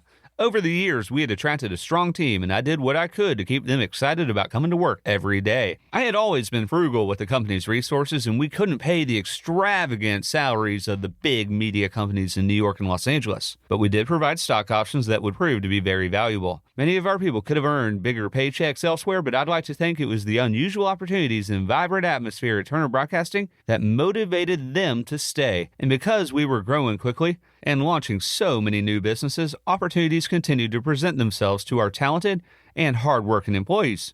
It became part of our company's culture to take chances on younger and oftentimes unproven executives. Convincing people to leave stable companies, to take a chance on a financially shaky UHF station or a startup news channel was not easy. and we usually didn't fill positions with classic textbook candidates. But for young people who wanted hands-on experience in television news, there was no better training ground than CNN, and many of those quickly rose through the ranks to hold significant positions. In the summer of 1995, the head of our entertainment division, Scott Sassa, was still in his 30s, as were all but one of the network presidents reporting to him, the only exception being a 29-year-old he had put in charge of TBS Superstation, end quote. Now, as someone who's wanted to run a media company since I was 24, 25 years old, I'll admit I always loved this approach. You got to give people chances. You got to let them fail and see if they get back up. And we don't do that as much these days. I believe in letting people learn on the job. I believe in giving a lot of responsibility to young people and seeing what they'll do, seeing how they'll prove themselves. We don't do that a lot these days. Look at Hollywood now. The ranks of executives in the C-suite or right below, other than at Netflix, and Netflix it's like around 50 years old, but everywhere else, we're talking 60s, 70s. There's no trust in younger people. So how can a 75-year-old tell Americans what teenagers should be watching on television or in the movie theater? It reminds me of a quote from a Vanity Fair article about MTV. I think they interview a 25-year-old who was in charge of music at MTV in 1994. And he said, if I am the one choosing the music, then we are totally screwed. I think there's a lot of truth to that. You know, they listen to their interns. They listen to the people who just got there out of college. We need more of that these days. Anyways, Ted always believed in letting people learn on the job, make mistakes, take swings, all of which help them grow faster than just sitting around taking orders. This is the kind of thing that doesn't happen as much nowadays, except at startups. That's why you learn a lot more at a startup. You know, they say like 6 months at a startup is like 2 years in a real job. And I can tell you that's absolutely true. You learn a lot. You learn to fail. You learn to move fast. Maybe it's because companies today have a much lower appetite for risk, but Ted didn't. He started Turner Broadcasting when he was just 24 years old. So it made sense that he trusted younger, hungrier people. And if you compare that to today's media world, which is stale, buttoned up, resume driven, you know, it's really hard to imagine Ted's 30-year-old self getting hired at his own company. That kind of shows the problem with media, right? Few of these moguls that we'll ever cover on this show would have been hired by the companies they built. So by giving younger staff more responsibility, Ted freed himself up to focus on the bigger picture rather than day-to-day operations. He said, quote, each of our managers knew that there were certain things I expected to be kept informed about. I had a particular interest in programming and wanted to know about which series we were acquiring or movies we planned to produce. This part of the job was enjoyable for me, and I still believe that quality programming was an important differentiator for us, and I didn't want anything going on the air that I didn't feel good about, end quote. And Barry Diller said this in 2024, the person at the top of a creative business has to be the one putting their stamp on the creative, right? Remember what TNT's president Brad Siegel said? Quote, one of the great things about Ted is that he watches everything. Everything we make on the entertainment side, the pilots, the movies, the specials, Ted watches everything on tape. You always got a call, end quote. That's so cool. That's invaluable. He's the one who built the company. That's what you want out of a creative leader. I watched everything in my previous jobs. I read everything in my previous jobs because I was getting ready for this job. And it's one of the best signals for if a creative business is going to make it. Whether it's a podcast company or a movie company or a television production company, if the boss cares, they watch everything, not just their own products, but everything. It's not just about EBITDA. It's about, do you value the creative that your company is producing? Do you understand it? The boss needs to care. The boss needs to know. Ted did that. In his memoir, Ted explained how he thought about programming throughout his career. Quote, from my early days, I understood the importance of careful scheduling and thinking through how a TV audience flowed from one show to the next. Our network presidents didn't run all their lineup changes by me, but generally I approved the bigger ones. And every manager of TBS knew that if they planned to move the Andy Griffith Show anywhere, I needed to hear about it first. I also intervened whenever it was necessary to keep our different divisions cooperating with each other. Our success relied on the various pieces of the company working together. For example, I bought the Braves to present their games on TBS. The MGM library provided the foundation to launch TNT and was the backbone of Turner Classic Movies. Headline News would not have worked without the news-gathering capabilities of CNN, and we purchased Hanna-Barbera specifically to launch the Cartoon Network. Ted also said, an important part of my job was making sure they were resolved quickly and in the best interest of the overall company. The nature of my job called for decisions that weren't always popular. Tough decisions seldom are, but I did my best to make them quickly and to keep things moving forward, end quote. So they don't overthink. They just move forward. You know, it's the two-way doors that Jeff Bezos always talks about. You know, the one-way door, those are decisions that you have to be very methodical about because you can't go back. But a two-way door, make quick decisions, and if it's the wrong decision, you go back and you make it again, right? And that's the essence of leadership, especially in the creative business. You're managing talent and money and making sure you don't run out of either, right? And while Turner Broadcasting was firing on all cylinders in 1994, Ted could hear the music playing, but he couldn't shake the feeling, like a nervous worry or tic, that the music might stop. And if it did, that he'd be left without a chair. So when his talks with NBC fell through, it wasn't because of Time Warner. It was General Electric's call this time. But that didn't change Ted's belief that Jerry Levin and Time Warner were holding him back, and he was willing to do whatever it took to change that. Ted was determined to break free from the constraints the cable industry had placed around him. He said, quote, "The veto slowed me down. I knew I would fall into a pack of wolves," end quote. So in the spring of 1995, Terry McGurk, longtime Turner executive, went to work trying to free Turner Broadcasting from their board ties to Time Warner. McGurk said, quote, "I spent about 6 months negotiating an exit from Time Warner and doing a deal with John Malone," end quote. Ted later recalled, quote, "In the time since they had invested in us, our company had grown substantially, and I had a number of conversations with Jerry Levin and others about buying out our shares at a healthy profit. I spoke openly to them about feeling fenced in, and to turn up the pressure, I shared my concerns in the public. It was my hope that we might orchestrate a transaction whereby Time Warner would exit the company and we could move forward with our strategic plans," end quote. So what was Ted's next move? I mean, since the bailout, TBS was crushing it. And there was no real incentive for the Time Warner guys to leave such an advantageous situation, right? I mean, they basically are the ones tying one of Ted's arms behind his back. Why would they ever give up a veto? They are the ones holding all the power at Turner Broadcasting. They control what acquisitions happen and how the money is spent, which is crazy for a competitor, but they did help bail out Ted. Well, Ted's next move was to offer Time Warner $1 billion to buy out their nearly 20% stake in TBS. That's a big increase over the overall $550 million the cable consortium spent or invested to bail out Ted, which if Time Warner's stake is 20%, then their initial capital outlay must have been like around 110. And in that case, they're making a gigantic return, like 10x, right? Unfortunately for Ted, who'd added incredible value for Turner Broadcasting since the bailout, Levin wanted $1.6 billion. Now, at this point, things started getting more tense as rumors started circulating that Rupert Murdoch, who is basically the media's M&A boogeyman in the 90s, was planning to spend $2 billion in cash to buy out Time Warner's stake in Turner Broadcasting. Now, this is the kind of crazy rumor that, in my opinion, probably could have only come from Rupert or one of his subordinates. Rupert himself is a master at needling his rivals. He joked, quote, "I made a joke about buying CNN just to annoy Ted the other day. He gets a bit excited at times," end quote.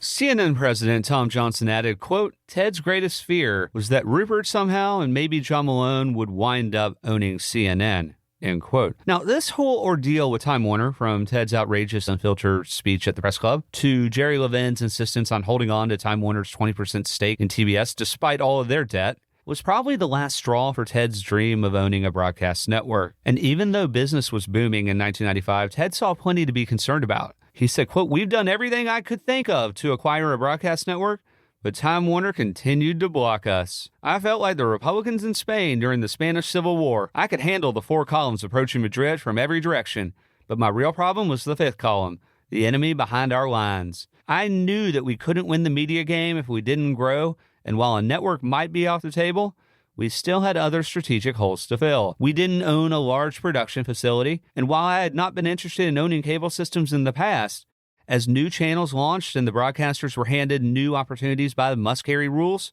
I started to think that being part of a company that controlled distribution would make some sense. There were lots of options, but no matter what I decided, I'd have to reconfigure our relationship with TCI and Time Warner," end quote. John Malone added, quote, "Ted was on the TCI board of directors at that time. We were very close with him, and he kept raising the issue that he felt very vulnerable. He decided to go talk to Mike Milken about whether it was feasible for him to raise enough capital to just outright buy a network. I believe it was at that meeting that Mike convinced Ted that he could probably do it, but it would be very risky and probably foolish. He reminded him that he took one shot with Kerkorian that damn near put him over the edge. Ted remembered the pain of that, and I think he came to the conclusion that with retransmission consent and with the vertical integration going on, that it was time for him to think seriously about joining forces with somebody. He called me up and talked to me about it and said, "You know, we love you guys, but you're too far right-wing for me, and I think if CNN is going to be controlled by anybody or go fit with anybody, it needs to fit with somebody who's in the news business. And because of Time Inc., the most logical thing might be to do something with Time Warner," end quote. Remember I talked about hell freezing over? A former TBS exec summed up how Ted must have felt. Quote, "He probably looked at his smaller army and said commanding the northern troops in this version of Ted's Civil War is a better place to be," end quote. Now, every once in a while, the media landscape changes in a way that makes every media mogul realize that their world will never be the same again. These days, these moments usually come from major technological shifts that disrupt everything. Stuff like the iPhone and recently, ChatGPT. But before the Cambrian explosion, known as the internet, while there were technology innovations like the satellite, color TV, and cable, they normally happen on much longer timelines and much slower rates of adoption, right? Like years, decades, not months before they'd permeate into the culture. So before the birth of the consumer internet, which we'll say for simplicity's sake was August 9th, 1995, when Mark Andreessen's Netscape went public, the big changes in media usually came from regulation or long-simmering technologies like cable via satellite, which took years to gain adoption, right? But every once in a while, a deal comes along that's so massive that it resets the entire chessboard, right? And for the media world, the deal announced on August 1st, 1995, well, it didn't just reset the board. It changed the entire game. I'm talking about Disney, which announced they were purchasing Capital Cities ABC for $19 billion. Longtime ABC News and media mogul himself, Roone Arledge, described the ABC-Disney deal. Quote, "Although the news that Disney was acquiring ABC hit the world like a bombshell, there was a great logic to it on both sides. Dan Burke and Tom Murphy had both retired, and this was their chance, and the chance for fellow shareholders to cash in. From Disney's point of view, in a world in which entertainment and communications were globalizing, and it was fast becoming apparent that fewer and fewer huge companies would control more and more of the content, production, and distribution outlets, it was a chance to capture a missing piece of the pie and at the same time solve an old problem. For years, Disney had to worry about its network distribution for its programs, making licensing deals without having the total control the company always wanted. Now it had both, distribution and control, at the price of $19 billion, the highest figure ever for a non-oil industry acquisition. The result, at least for the moment, was the world's largest media and entertainment company." End quote. Now, in a future season of this show, I'd love to go in depth into Disney and Capital Cities ABC and how that whole deal came together in 1995. But just know this wasn't just some marriage of convenience to protect their futures. No, it was a deal made by a number of exceptional operators that made too much sense for both sides. In fact, it's like one of the greatest wins in terms of media synergies and acquisitions ever. I think it's been a gigantic success when you look at Disney and how they integrated both ABC and ESPN. And how many of these kinds of deals actually work out that well? I can tell you it's not many. It is not many. Still, the mechanics of the deal are not important for this story. But what is important is, as Lester Freeman once said on The Wire, all the pieces matter. Then, just one day later, on August 2nd, 1995, Westinghouse announced a $5.4 billion deal for CBS, which the New York Times described as, quote, "the last independent television network and once the crown jewel of broadcasting," end quote. Now, at this point, it had been nearly a year since Ted's fiery, borderline insane speech railing against Time Warner at the National Press Club. And with the media world shifting beneath his feet, with his targets now getting swallowed whole, Ted went from feeling small to actually being small. And you know, there's absolutely a difference. Remember, for years, Ted had tried to avoid this fate, but kept on getting blocked by the Time Warner guys on his board. But in the year since his speech, Ted's position on Time Warner had softened. I like to think he was probably thinking, I made my bed in 1987, and I'm going to have to live with it forever. Because for all of his bravado and tenacity, in 1995, Ted was far more practical than earlier in his career. But that doesn't mean he was happy about it. Far from it. CNN talk show host Larry King later said, quote, "It was a frustrating time for Ted. He wanted a television network in the worst way, but could not convince the right people that he could run it successfully." King added, "Remember, this is a man who could charm anyone. Anyone." End quote. But Ted Turner couldn't charm the one guy he needed to charm. Okay, so if you've been listening since episode 3, you'll remember Jerry Levin, the longtime cable executive at Time Inc., who brought HBO from Jim Dolan to Time.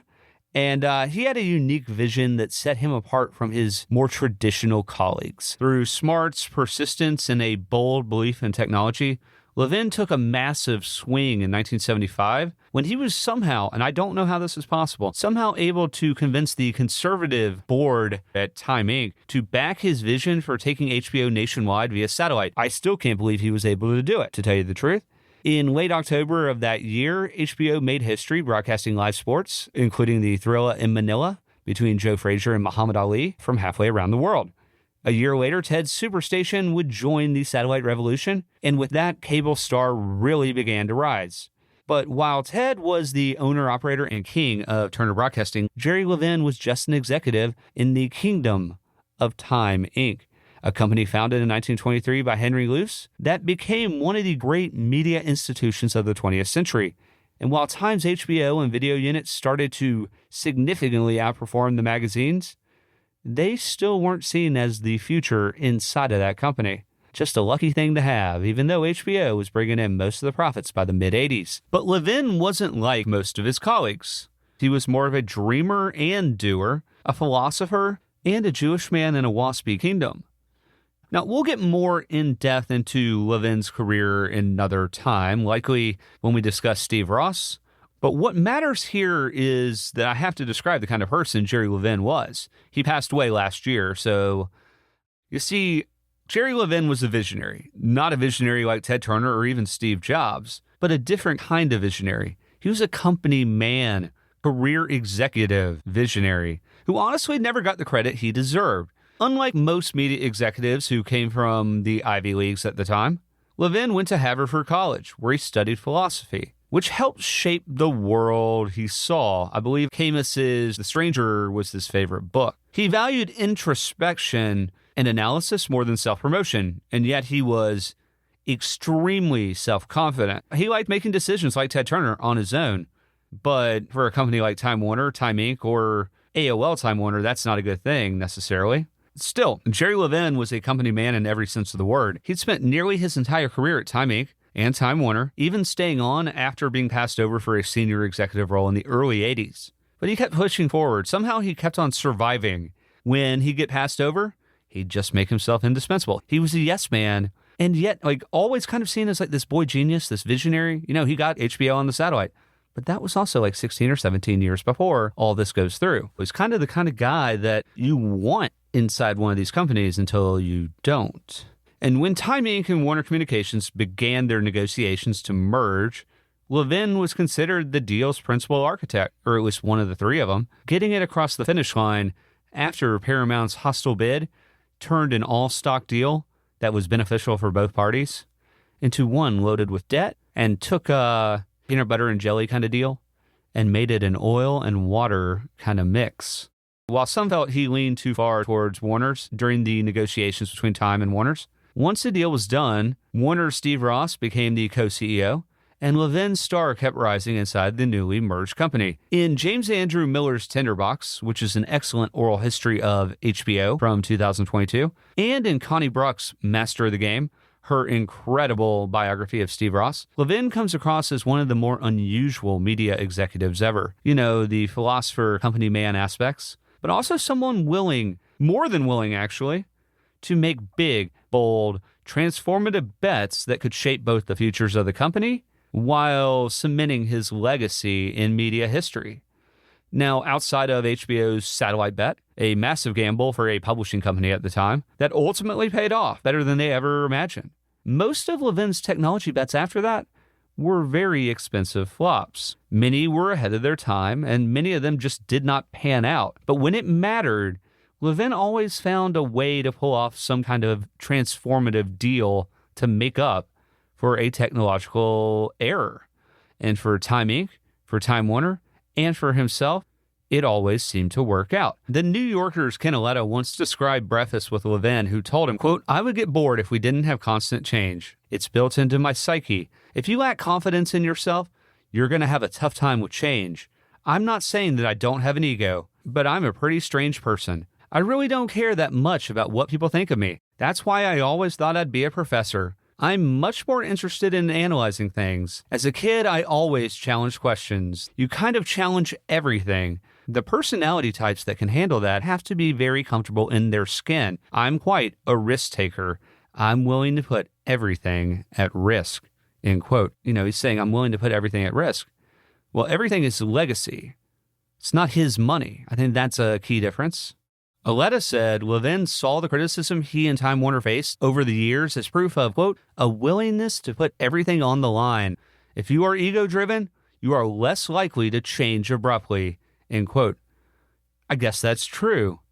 If you have a big ego, maybe you're going to be stubborn and say, no, we're not changing anything. This is the way we're going to do it, or else. And sometimes if that or else comes, it's too late, right? So by 1994, more than 4 years after the Time Warner merger, Jerry Levin had become the CEO of Time Warner, which was shocking to everyone following Steve Ross's premature death from cancer. He was now leading Time Warner into the future, and at the same time blocking Ted Turner from both buying a network and buying out Time Warner's shares in TBS. Then in late 1994, Time Warner launched Pathfinder, which was a website featuring articles from its magazines as well as the Full Service Network. Now, the Full Service Network, we won't get too in-depth into it, but it was Time Warner's early experiment in a few markets with interactive TV via their cable systems. It's kind of like the internet before the internet. And I remember this kind of thing growing up and being like, oh my God, I can order a pizza from my television? That's so crazy. Well, it was crazy because it didn't really work. Like most folks in 1994, Levin found the internet to be clumsy, slow, but was convinced that cable and not the internet was the future. Now, this is where things get a little confusing. So if you ask most normal folks, they wouldn't have disagreed with them.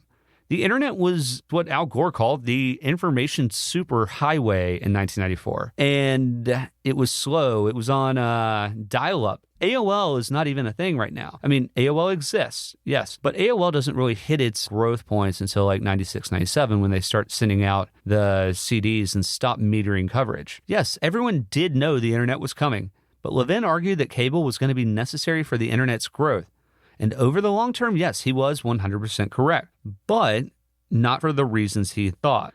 Because if they were for the reasons he thought, fiber, infrastructure, etc., then 6 years later, he wouldn't have allowed the AOL deal to go through because ultimately the internet goes broadband and AOL goes bye-bye, right? Anyways, Levin was resolute that cable still had a lot of room to grow. And by that, he meant systems. He meant faster cable, more channels, more infrastructure. Everyone else disagreed with him. They said the internet's the future. We should be doing this. We should be doing that.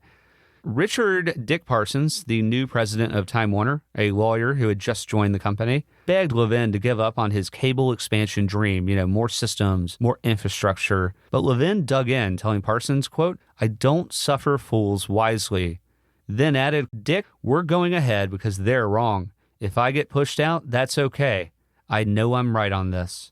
Now, that's the kind of conviction we love on this show, right? We're doing this because I know it's the right thing to do.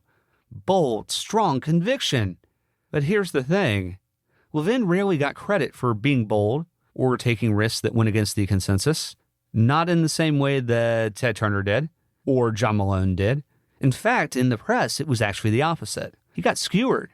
Reporters painted Jerry Levin as cautious, even cold. The guy who wants to do everything by himself. And yet, Levin continues to double down on cable. By 1995, Time Warner's cable systems reached 11.5 million subscribers. nearly the same size as John Malone's TCI, which was the largest cable operator in the country at the time. And with that kind of scale, that kind of predictable recurring revenue with pricing power from owning cable systems, along with their studios, music, and publishing businesses, Time Warner's a monster. You'd think that Wall Street would celebrate Jerry Levin, right? But they didn't. They didn't understand this doubling down on cable systems. Analysts valued Time Warner's software, their programming and content, film library, music, publishing, far more than they did its cable pipelines and cable's heavy costs and increasing government regulations. They thought that the cable systems were, just bloated, heavy, expensive, and if you have to build more, you got to wire the country, you got to wire different areas. They saw that as long-term investment that just wasn't going to pay off in the same way as the sexy programming business. They thought that those capital-intensive businesses were a fool's errand in 1994, 1995. Levin thought otherwise. Add in Time Warner's $15 billion in debt, which was spread across 19 tranches and 10 series of preferred shares, and you end up with a 900-page 10K. By 1995, nearly everyone was begging Levin to stop investing in cable infrastructure. I'm talking about Wall Street, fellow senior executives at Time Warner, even his board of directors. All of them were frustrated by his one-man mission mentality, a mentality which would become a recurring issue over the next 5 or 6 years, where he would kind of retreat either to his office or to California and, like a philosopher king, devise on his own the solution, and then makes a deal and tells everyone, they're like, are we not going to talk about this? Are we not going to talk about this? You're the CEO and the board and the shareholders get a say, right? Well, this would become an issue over the next 5 years. And without getting into the internal friction at Time Warner that erupted after the merger, between division heads from the old Warner Communications empire, guys like Mo Austin at Warner Music, Terry Simmel and Bob Daly at Warner Brothers, and a number of other big-name executives who were all used to ruling their own kingdoms, fiefdoms, whatever you want to call it, with a lot of autonomy, lavish perks, and direct access to CEO Steve Ross, who treated all of them like royalty. He loved working with creatives, and that's what these guys were, creative executives. Then comes Jerry Levin, and once he took over as CEO, all of that started fading away. He centralized control, created a very different structure and style of management than Steve Ross's freewheeling Medici style, where they produced the art and then he showered them with gold, that kind of patronage. Well, that was kind of gone. And it didn't sit well with the old Warner's kings of their own domains. They'd gone from kings to just executives. And yeah, just being a high-paid executive isn't as fun as doing whatever you want, whenever you want, provided you bring the results. And all of these guys brought the results.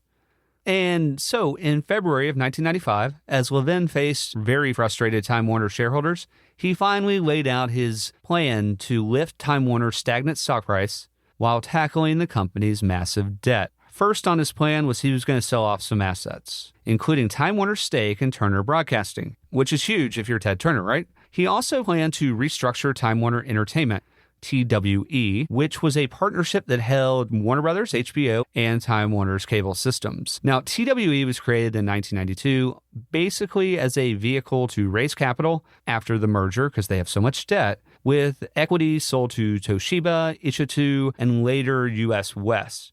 Nick Nicholas, who was then the co-CEO with Steve Ross of Time Warner, had fought against forming TWE, calling it a sell-off of Time Warner's best assets. He was right, and his opposition ultimately cost him his job, allowing Levin to step in and replace him as the co-CEO along Steve Ross. Then Ross got cancer, passed away, and ergo, you have Jerry Levin as your CEO. Now, by early 1995, Jerry Levin had changed his mind about TWE. He didn't want Toshiba or Ichitu or US West as part of Time Warner, and who would blame him? Those are three partners you don't need, right? He told shareholders he'd bring back Warner Brothers and HBO under Time Warner's direct control and then spin off the cable systems into a self-financing entity, which would take on about half of the company's debt. You see, Levin was on a mission to clean up Time Warner's balance sheet. For months, he'd been trying to sell Time Warner's 21.9% stake in Turner Broadcasting, just he didn't want to sell it to Ted. I'm willing to sell it, but not to that guy, the guy who created the company. Because then we're going to have real competition again. We're going to have another competitor who also wants to get bigger. And while paying down the debt and selling assets isn't glamorous, that's part of the job of a CEO, damn it. It was necessary for Time Warner's future. But so far, Jerry Levin had had no luck finding a buyer for their stake in Turner Broadcasting. Fast forward 6 months to July 1995, and Levin's restructuring plan was proving to be far more complicated and expensive than ever expected, with both Toshiba and Ichachu demanding high financial terms, and US West insisting on full control of the cable business if the partnership dissolved, which is a complete non-starter. That'd be giving up your distribution, which is a superpower, even though no one wants to say it. And it didn't help that amid all these deals and what felt like a ticking time bomb on Levin's tenure, another force was reshaping the entire media landscape. I'm talking about the explosion of the internet. So, on August 9th, 1995, just a week after Disney's acquisition of ABC Capital Cities, Netscape went public. Now, Netscape, which had been founded by Mark Andreessen, had only been in business for 16 months. It had no profits. Its product, the browser, was free. But on its IPO day, Netscape's stock opened at $28 a share and went as high as $74.75, ending the day at $58.25. Demand was so insane that each of the 5 million shares traded hands nearly 3 times, with 14 million shares traded on just the first day. It's pretty incredible if you ask me. To say this was unlike anything anyone had ever seen on the stock market would be an understatement. And if you were a cable executive like Jerry Levin, it probably felt like, oh shit, Wall Street's going to want this kind of action from us too, right? So yeah, this new world order wasn't ideal for the establishment media companies and certainly not ideal for Time Warner stock, which had dropped 8% over the last 2 years and just remained stagnant. Since the Time Warner merger, it had only grown by a compounded average of 7.8% per year versus the S&P 500's 12.2%. Now, to nearly everyone, Levin's performance as the CEO of the world's largest media company, one that was going to have all these synergies and start growing like a weed after the merger went through, was starting to look like a complete failure. Where was the growth? Ken Auletta wrote that by the time the Disney deal was announced in August of 1995, Levin was calling colleagues across the media world asking, quote, "What do you think? Is this seismic?" End quote. You think? This is Disney, ABC, and Cap Cities, content and distribution. One colleague said, quote, "I think it mattered to Jerry that Disney would now be the biggest," end quote. So, just a few nights after the Disney announcement, Jerry Levin and Dick Parsons were having dinner together. And this is when, as Parsons described to Auletta, Levin had a realization about a deal that would, quote, "really transform this company," end quote. So, what was Jerry Levin's realization? Instead of selling Time Warner's stake in Turner Broadcasting, which was something he'd been trying to do for months, 21.9% to anyone but Ted Turner, which would help reduce Time Warner's debt, Levin realized it made more sense to, buy Turner Broadcasting. Now, not only was this an incredible idea, it was also a complete 180. And importantly, it came not from bankers, not from consultants or colleagues inside Time Warner. John Malone didn't whisper this in his ear. It all came from inside Jerry Levin's head. This was going to be his deal. That was important. Remember, he likes to think on his own. He likes to operate on his own. So if it comes to him on his own, well, it's going to get really hard to tell him no, right? Then Parsons, who'd only been at Time Warner for a year, and he's the president, told Levin that if he believed in it so much, he should go for it. Dick Parsons later said, quote, "Jerry went off to the mountaintop, so to speak, and came back with this thought on his own," end quote. And again, aren't these the kind of leadership qualities we normally applaud? Boldness, audacity, decision-making, quick decision-making, really? The instincts to go for it when the safe move would have been to sit tight, wait for a buyer, because one would eventually materialize, you'd think. Ted's got the most cable channels. And then sell that 21% while continuing to pay down the debt. Now, Levin's audacity, boldness, bravery, bravado, whatever you want to call it, rarely gets the same praise as other media legends, probably because what would happen 5 years later, which we'll get to in a bit, but his ideas didn't come from Excel sheets or teams of bankers. No, they came from solitary reflection, from an innate drive to make moves that would transform his company, the company he'd been at forever, through different variations, Time Warner, and its future, and elevate its place in the world, along with his own. And now that Disney was the biggest, well, you can't have that for very long, can you? Still, like Ted Turner, Jerry Levin was a one-of-a-kind, but they weren't one in the same. They were complete opposites, two sides of the same coin, and Ted was a founder who bet his own money over and over again to build TBS into a media empire, while always wanting more even after cable bailed him out. Meanwhile, Levin was a lifelong company man who knew how to play the game, and actually probably played it better than most people ever realized. He's the guy, the quiet guy in the corner in all the board meetings or all the executive meetings that you got to be scared of, because you don't know what he's actually thinking until he does it, right? So it didn't take long for Levin to put together his plan to win back the title bout as the world's biggest media and entertainment company, which Disney had taken just days before. Within days, Levin decided if he could make a deal with Ted for Turner Broadcasting on favorable terms, it could do several things. First, it would make Time Warner the largest media company again, which to a lot of people this mattered. Obviously, it mattered to Jerry Levin. It would also silence his critics, the guys who said he was too focused on cable infrastructure or that he'd failed with Pathfinder and the full service network. Those risky gambles on technology and the internet and just too far ahead of his time. Then it would also calm frustrations on Wall Street and inside Time Warner. Merging Turner with Time Warner offered a rare combination of content and distribution that would benefit both sides. Remember, aside from HBO, which was a subscription pay TV service where you paid your cable provider for HBO, Time Warner didn't own any cable networks at the time. Ted, on the other hand, owned the most, including CNN, which still didn't have any real competition, but MSNBC and Fox News were coming. So when you think about it, the logic of combining Time Warner and Turner Broadcasting made a lot of sense. In fact, looking back, it's kind of wild that buying the rest of Turner Broadcasting, that 79%, hadn't been considered sooner, right? Now, Levin strongly believed that Time Warner needed ad-supported cable channels. And not only that, he thought there were a ton of potentially lucrative synergies, favorite word, if the merger went through. Like between CNN and magazines like Time, Fortune, Sports Illustrated. I'm talking about everything from creating new TV shows to potentially launching new channels like their own business or sports cable networks, which ironically was the same thing Ted had tried to do in the late 80s before Levin vetoed his attempt to buy Financial News Network. By mid-1995, despite skepticism from Wall Street and inside Time Warner's executive ranks, Levin's focus on cable was starting to look smarter than ever. Adding Turner's programming to their now massive distribution arm, Time Warner Cable, could supercharge their growth. Simply put, by buying Turner, they wouldn't just be the biggest media and entertainment company in the world, they'd also be vertically integrated. They'd control both their programming and their distribution, which was going to be the biggest advantage in the modern media world. Disney was the first to really jump into that after Fox. And not only that, if Time Warner owned CNN, TNT, and Cartoon Network, they'd be pulling in both ad revenue and subscriber fees from cable users.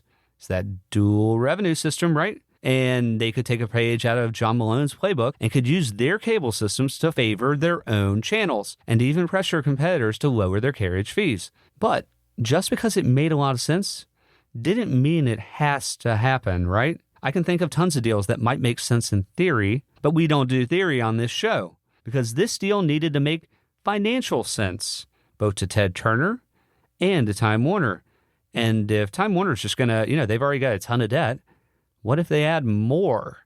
Is Wall Street going to love that? Is there enough growth? There's a lot of things. Time Warner saddled with $16 billion in debt, and its stock price has gone from stagnant to sliding. With the pressure on Levin to make a big move or shed the Turner Broadcasting assets, could he pull this off without blowing up Time Warner's already shaky balance sheet?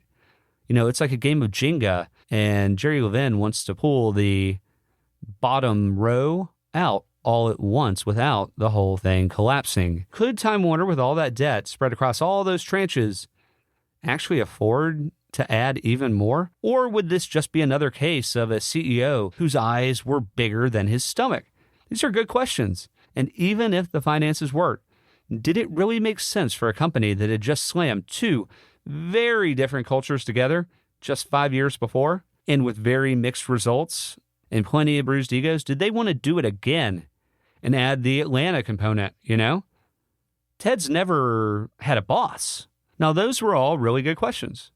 The kind of questions a board of directors or C-suite executives would normally debate for weeks, right? And in a normal world, at a normal company, that would be absolutely true. But for Jerry Levin, he was already all in. He'd made up his mind, and that was all that mattered. So, alongside Dick Parsons, Time Warner's president for the last year, and their new 38-year-old CFO, Rich Bressler, Levin forged ahead. He knew buying Turner Broadcasting would mean taking on more debt, but Turner's rapid growth could help him bring in more cash to manage it faster. And he's paying for a lot of this with stock, right? Plus, the move could give Time Warner stock a boost and hopefully shift Wall Street's focus away from Time Warner's debt and expensive cable build-out and back towards the programming and their future. The upside was obvious, but Levin also knew he had to act fast before someone else like Rupert Murdoch made a move for Turner Broadcasting. The entire world of media was getting bigger, while the small were getting eaten, right? Dick Parsons later told Ken Aletta the deal was, quote, Jerry's deal from start to finish, and that seems indisputable. He was its progenitor, its driving force, and for Time Warner, its chief negotiator, end quote. And where was Ted in August of 95 while Jerry Levin was plotting this transformative move? Well, he was still working his ass off to get rid of Time Warner's stake in his own company. And Ted said, quote, I continued to speak openly about my frustration with my board, particularly Time Warner. Their ability to veto deals made it hard to get a deal done, and it was a cloud that hung over even preliminary discussions I had with potential partners. In the time since they had invested in us, our company had grown substantially, and I had a number of conversations with Jerry Levin and others about buying out their shares at a healthy profit. I spoke openly to them about feeling fenced in, and to turn up the pressure, I shared my concerns in public.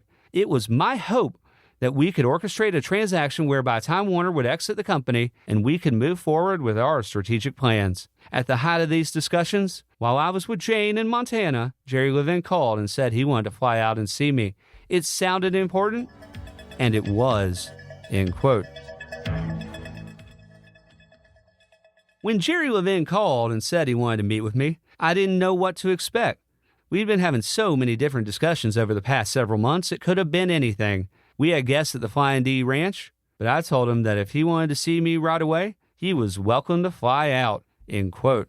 That last quote was Ted Turner describing the phone call that set the course for the final act of his career as a media mogul, and the moment that sets the stakes for our next phase of this story. Now, before his trip to Ted's ranch in Montana, Jerry Levin explained, quote, the only way to finance the deal was with stock, but it really was a question of how to convince Ted to go along with it, and ultimately to get Malone on board so that he would be supportive. I deputized myself to fly out to the ranch, and Jane Fonda picked me up at the airport. I don't think they had any idea why I was coming, and as a matter of fact, Jane said to me, don't mess with my husband, because I think she thought we were going down a completely different road and trying to do something that was antagonistic to Ted's interests, end quote. Other accounts have Jane telling him, quote, you better not make my husband unhappy, end quote.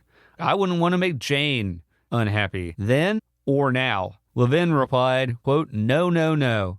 This is going to be a good meeting. Not to worry, end quote. And of course, this wasn't just a regular August weekend at the ranch, with just Ted and Jane. Of course not. Because in our story, nothing is ever just normal, right? So, on Saturday, August 19th, 1995, just 2 weeks after the Disney ABC announcement, Ted and Jane had guests at their ranch, including their neighbor, NBC anchor Tom Brokaw and his wife, along with investor Gordon Crawford and his wife. Eventually, Ted and Levin stepped out onto the porch, where Jerry laid out his pitch. He explained why Turner Broadcasting and Time Warner were a perfect fit. He said only Time Warner, with its deep commitment to journalism through Time's magazine portfolio, could truly support CNN's mission Otherwise, he warned, Rupert Murdoch might swoop in with a Godfather-style offer. Ted couldn't refuse. Anyways, Levin then told Ted that Turner Broadcasting, quote, would be the pivot point in the center of the company, end quote, and promised Ted he'd be a partner, not an employee, which was key for this deal to work, since Ted had never been just an employee, and he doesn't want to be just an employee. You know, if he gets acquired, he wants to help that company keep on growing because he's going to be a major shareholder. So after talking for a while, Ted shocked Levin by accepting the offer. Wait, what? Yes, Ted Turner accepted Jerry Levin's offer to buy the only company he'd ever worked for, the company he built cinder block by cinder block, betting it over and over and over again was going to be part of Time Warner. Turner Advertising, which became Turner Broadcasting, was now going to be sold to Time Warner. And while all this might sound impulsive, it wasn't.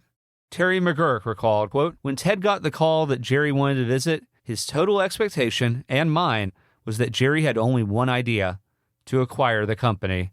Ted would never respond out of hand to something like that, end quote. So while it seemed like Ted was acting impulsively, because he could act impulsively, he already had done the mental math and knew exactly what he'd do if and when an offer came.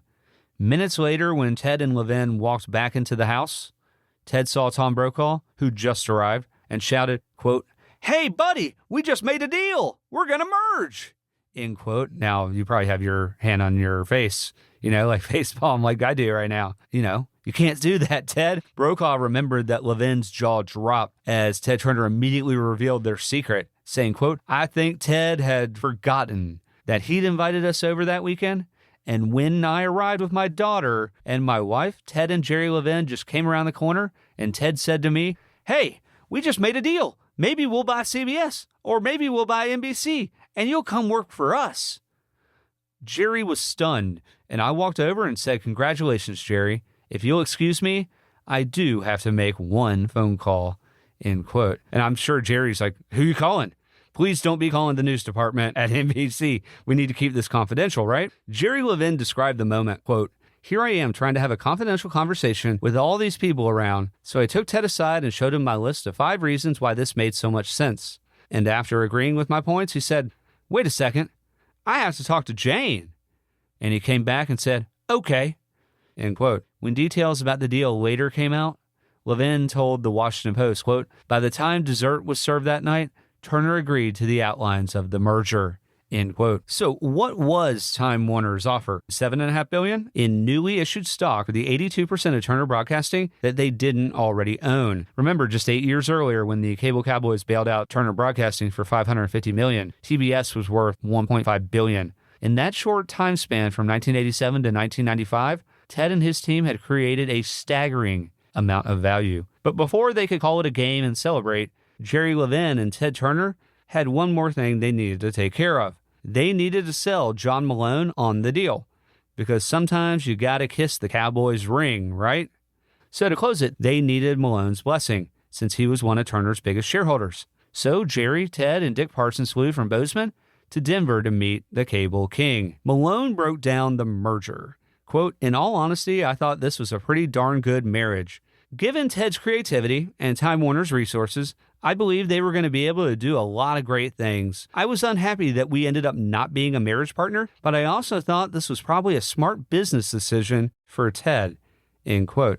Now, what I found most interesting is what Malone said next, and it really shows how smart he is about strategizing mega deals like this, where there's so many different angles, personalities, and pieces, but all the pieces matter. Malone said, quote, for Ted, the sale brought him prestige and a bigger platform, and he felt he was merging with his buddies, people he'd worked with for years. These were the days when Ted and I were spending time together at his ranch, and he was asking my advice about how to play his cards, and I said, look, Jerry Levin owns no stock. He has some options, but no stock.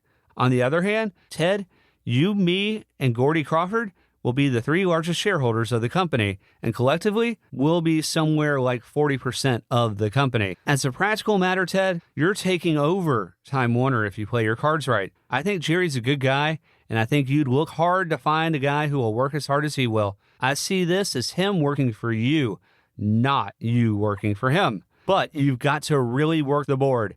you need to make sure the board knows that they will get reelected because of your support. And if I were you, I would invite the board, the independent directors, down to the ranch, and I would really spend some time courting them, because I think this really turns out to be your company. That was my advice. And I still think that had the AOL deal not come along, it would have been Ted's company, end quote. Wow, right?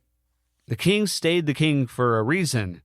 Now, that is unbelievable, right? What John Malone is saying is, if Ted plays his cards right, wines and dines the directors, and knowing how much support he already has on the board, and how him, Gordon Crawford, and John Malone are basically 40% of the shares, eventually he's going to get control of Time Warner. Now, the follow-up discussions with Malone in late August and early September of 1995 involve 4 people: Jerry Levin, Ted Turner, John Malone, and one familiar face from a past episode, Michael Milken. Milken, of course, had helped Ted finance his MGM deal, but he'd also worked with Malone when he was building and scaling out TCI. And Time Warner president Dick Parsons noted, quote, Milken had the confidence of the 3 principals, Ted, John, and Jerry, too. In Ken Auleta's New Yorker piece about the deal, one source said, quote, Jerry must have a very high opinion of himself to think he could negotiate with those assembled masses, end quote. And according to others close to the talks, quote, with Malone, it is pure, unadulterated, distilled reason, and it all runs in one direction, his economic interests, end quote. Which is why the negotiations dragged on for weeks, with Malone constantly asking, pushing for more, knowing just how bad Levin needed this deal. It had become public, but not official yet. They needed to, iron out the fine points, and John Malone is not going to just agree to agree. And when someone's that desperate and they're swimming in a tank full of sharks, well, you got to keep on raising your demands, right? You've got the leverage. You see, Malone's main sticking point was his desire to increase his stake in Time Warner beyond the roughly 9% TCI would get from the Turner deal. And Levin's team had warned him not to necessarily trust Malone, suggesting he might try to gain control of Time Warner, which is not going to happen because he doesn't have enough of the company. But they urged him to build in safeguards to limit Malone's influence, since his desire for a bigger stake clearly hinted at some kind of true intention. But one person involved with the deal told Auleta for Malone, quote, it wasn't about influence or control, it was economics, end quote. Malone explained that his Turner stake acted as a hedge that balanced his investments in programming and cable systems. If he gave that up, he said he'd need a bigger position in Time Warner to maintain the same balance. Eventually, the negotiations wrapped when Levin agreed to give Malone the right of first refusal on Turner stock if Ted decided to ever sell. And even though Time Warner had a poison pill that capped any investor from owning more than 15% of its shares,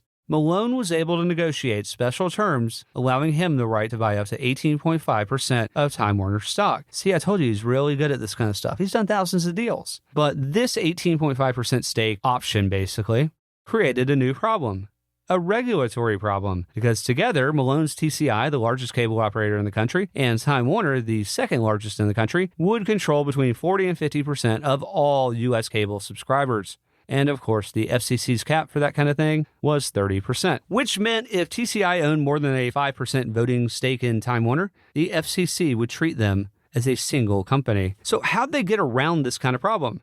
Well, these guys are expert deal makers, right? And this time they came up with a creative solution to place Malone's stock in a voting trust to be voted on by Jerry Levin himself. I mean, are these guys something or are these guys something? I mean, is this guy something or is he something? Now, this is where things got even crazier, because on September 22nd, 1995, even though negotiations were still ongoing and had been public since August 30th, Jerry Levin decided to hold a press conference for some reason or another, I still don't know why, to announce the deal as if it were done. One Time Warner executive said, quote, everybody got down on their knees begging him not to. He wanted to freeze them, meaning Ted and Malone, and he froze himself, end quote. Calling this press conference didn't give Levin any leverage. In fact, it did the opposite. It blew up his position, and it's easy to see why, right? So, being the deal maker that he is, Malone, of course, went right back to the table and added even more to his already lucrative package just for his sign-off on the deal, getting an option to buy Turner Sports channels at favorable prices, plus a 6-year option to sell Southern Satellite to Time Warner for $360 million, more than 3 times what most people thought it was worth. And on top of that, TCI got discounts on prices they paid for Turner programming. Ultimately, Levin's premature victory lap, that celebration where he was dancing on the 1-yard line, was a disaster. Estimates at the time said Malone's package was worth hundreds of millions of dollars. And Malone wasn't the only beneficiary of Levin's premature celebration. Other Turner shareholders like Comcast and Continental Cablevision also secured discounts on Turner programming after threatening to sue unless they got similar deals. Sweet.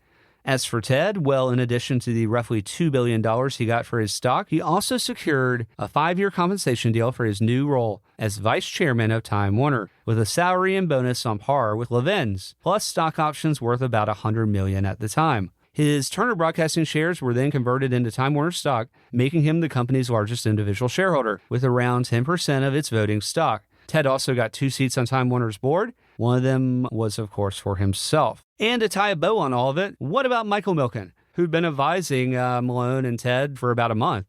Well, some reports say Milken asked for a $100 million fee for his help, which would be double what Michael Ovitz got for his work on the MCA Machahisa deal. Now, I doubt $100 million was the actual number. Some say it was closer to $50 million, with Ted personally covering about 10 of it, and the rest being split among Time Warner shareholders. But in the context of a multi-billion-dollar deal, one person even called it play money. Still, the deal was born almost entirely from Jerry Levin's vision for a bigger, grander Time Warner, one that would benefit himself as well, and from Ted's realization that he wouldn't be able to truly level up as long as Jerry Levin was on his board.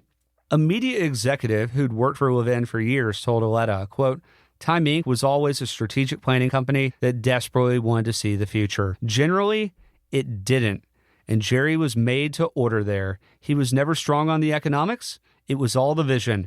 He was always willing to take the chance, always announcing that he had this vision." Then added, "Unfortunately, he's got the batting average, the big idea, 1976. End quote. Of course, that big idea he's talking about was HBO going to the skies via satellite. But hey, some careers are made on just 1 or 2 big swings that ended up as grand slams, right? And that's what Buffett and Munger always said. You bring your elephant gun and you hope you land your big prize. So would this be Levin's next crowning moment? Another feather in his cap? Or a mega merger gone wrong again? We'll soon see. So on October 10th, 1995, after 5 weeks of negotiations, mostly with TCI's John Malone, the deal between Time Warner and Turner Broadcasting was finally done and announced. Time Warner was once again the world's largest media and entertainment conglomerate. After weeks of tough negotiations, Time Warner and Turner Broadcasting announced today they've agreed to merge. Together, they'll be making movies, records, books, television programs, magazines, and much, much more, including, they hope, a lot of money. Richard Threlkel reports on the latest mega media merger. This is far and away the dream deal. A dream deal, maybe, but not necessarily a dream team. Chairman Gerald Levin announcing that Time Warner is spending $7.5 billion to buy the empire of his new vice chairman, Ted Turner. I basically put my entire life savings into Time Warner stock, and I'm looking for better than average returns, I can tell you. It'll be the biggest media and entertainment company in the world. How big? Assets of $40 billion and 12 million cable households. Levin told the New York Times, quote, "It took 5 weeks of fun to get to this point, but this is a sublime combination." And Ted added in the same article, quote, "I'm tired of being little for my whole life. This is a chance to see the world from a different perspective." The New York Times noted, quote, "With projected revenues of $19.8 billion, the company would leapfrog even the Walt Disney Company, which is creating a $16.4 billion giant with its planned acquisition of Capital Cities ABC," end quote. And this was exactly what Jerry Levin wanted, to take back the world title belt of the world's largest media company, the one Disney had snatched from Time Warner just 2 months before. And it goes without saying, but in Levin's mind, once the deal was done, it was going to send a clear message to everyone in media that Time Warner was now his company. He was the captain now. Now, I don't mean that in a Machiavellian kind of way, but for someone who'd always been underestimated, Levin had always stayed the course, kept wheeling, dealing, and waiting for his time, his moment. Now with this deal, he finally had it. It was now Jerry Levin's Time Warner.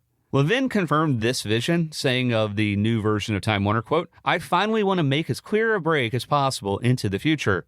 It will never be the old Warner Communications or the old Time Inc. again. It is going to be something totally different, as it must be," end quote. See, I told you, a new Time Warner. But what Jerry didn't know, or better yet, could not have even fathomed, because Ted was always, going 150 miles per hour, was that even before the deal, Ted was also thinking about selling.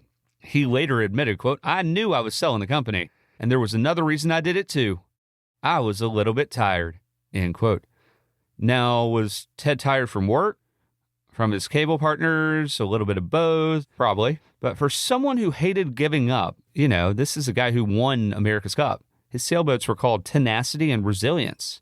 This guy doesn't like to surrender. He doesn't wave the white flag. He just realized that the chessboard for this great media game had changed so much in the last, not just the last year or two, but the last month, that there were just fewer ways, if any, for Turner Broadcasting to keep growing in this new media world, especially with Jerry Levin on his board.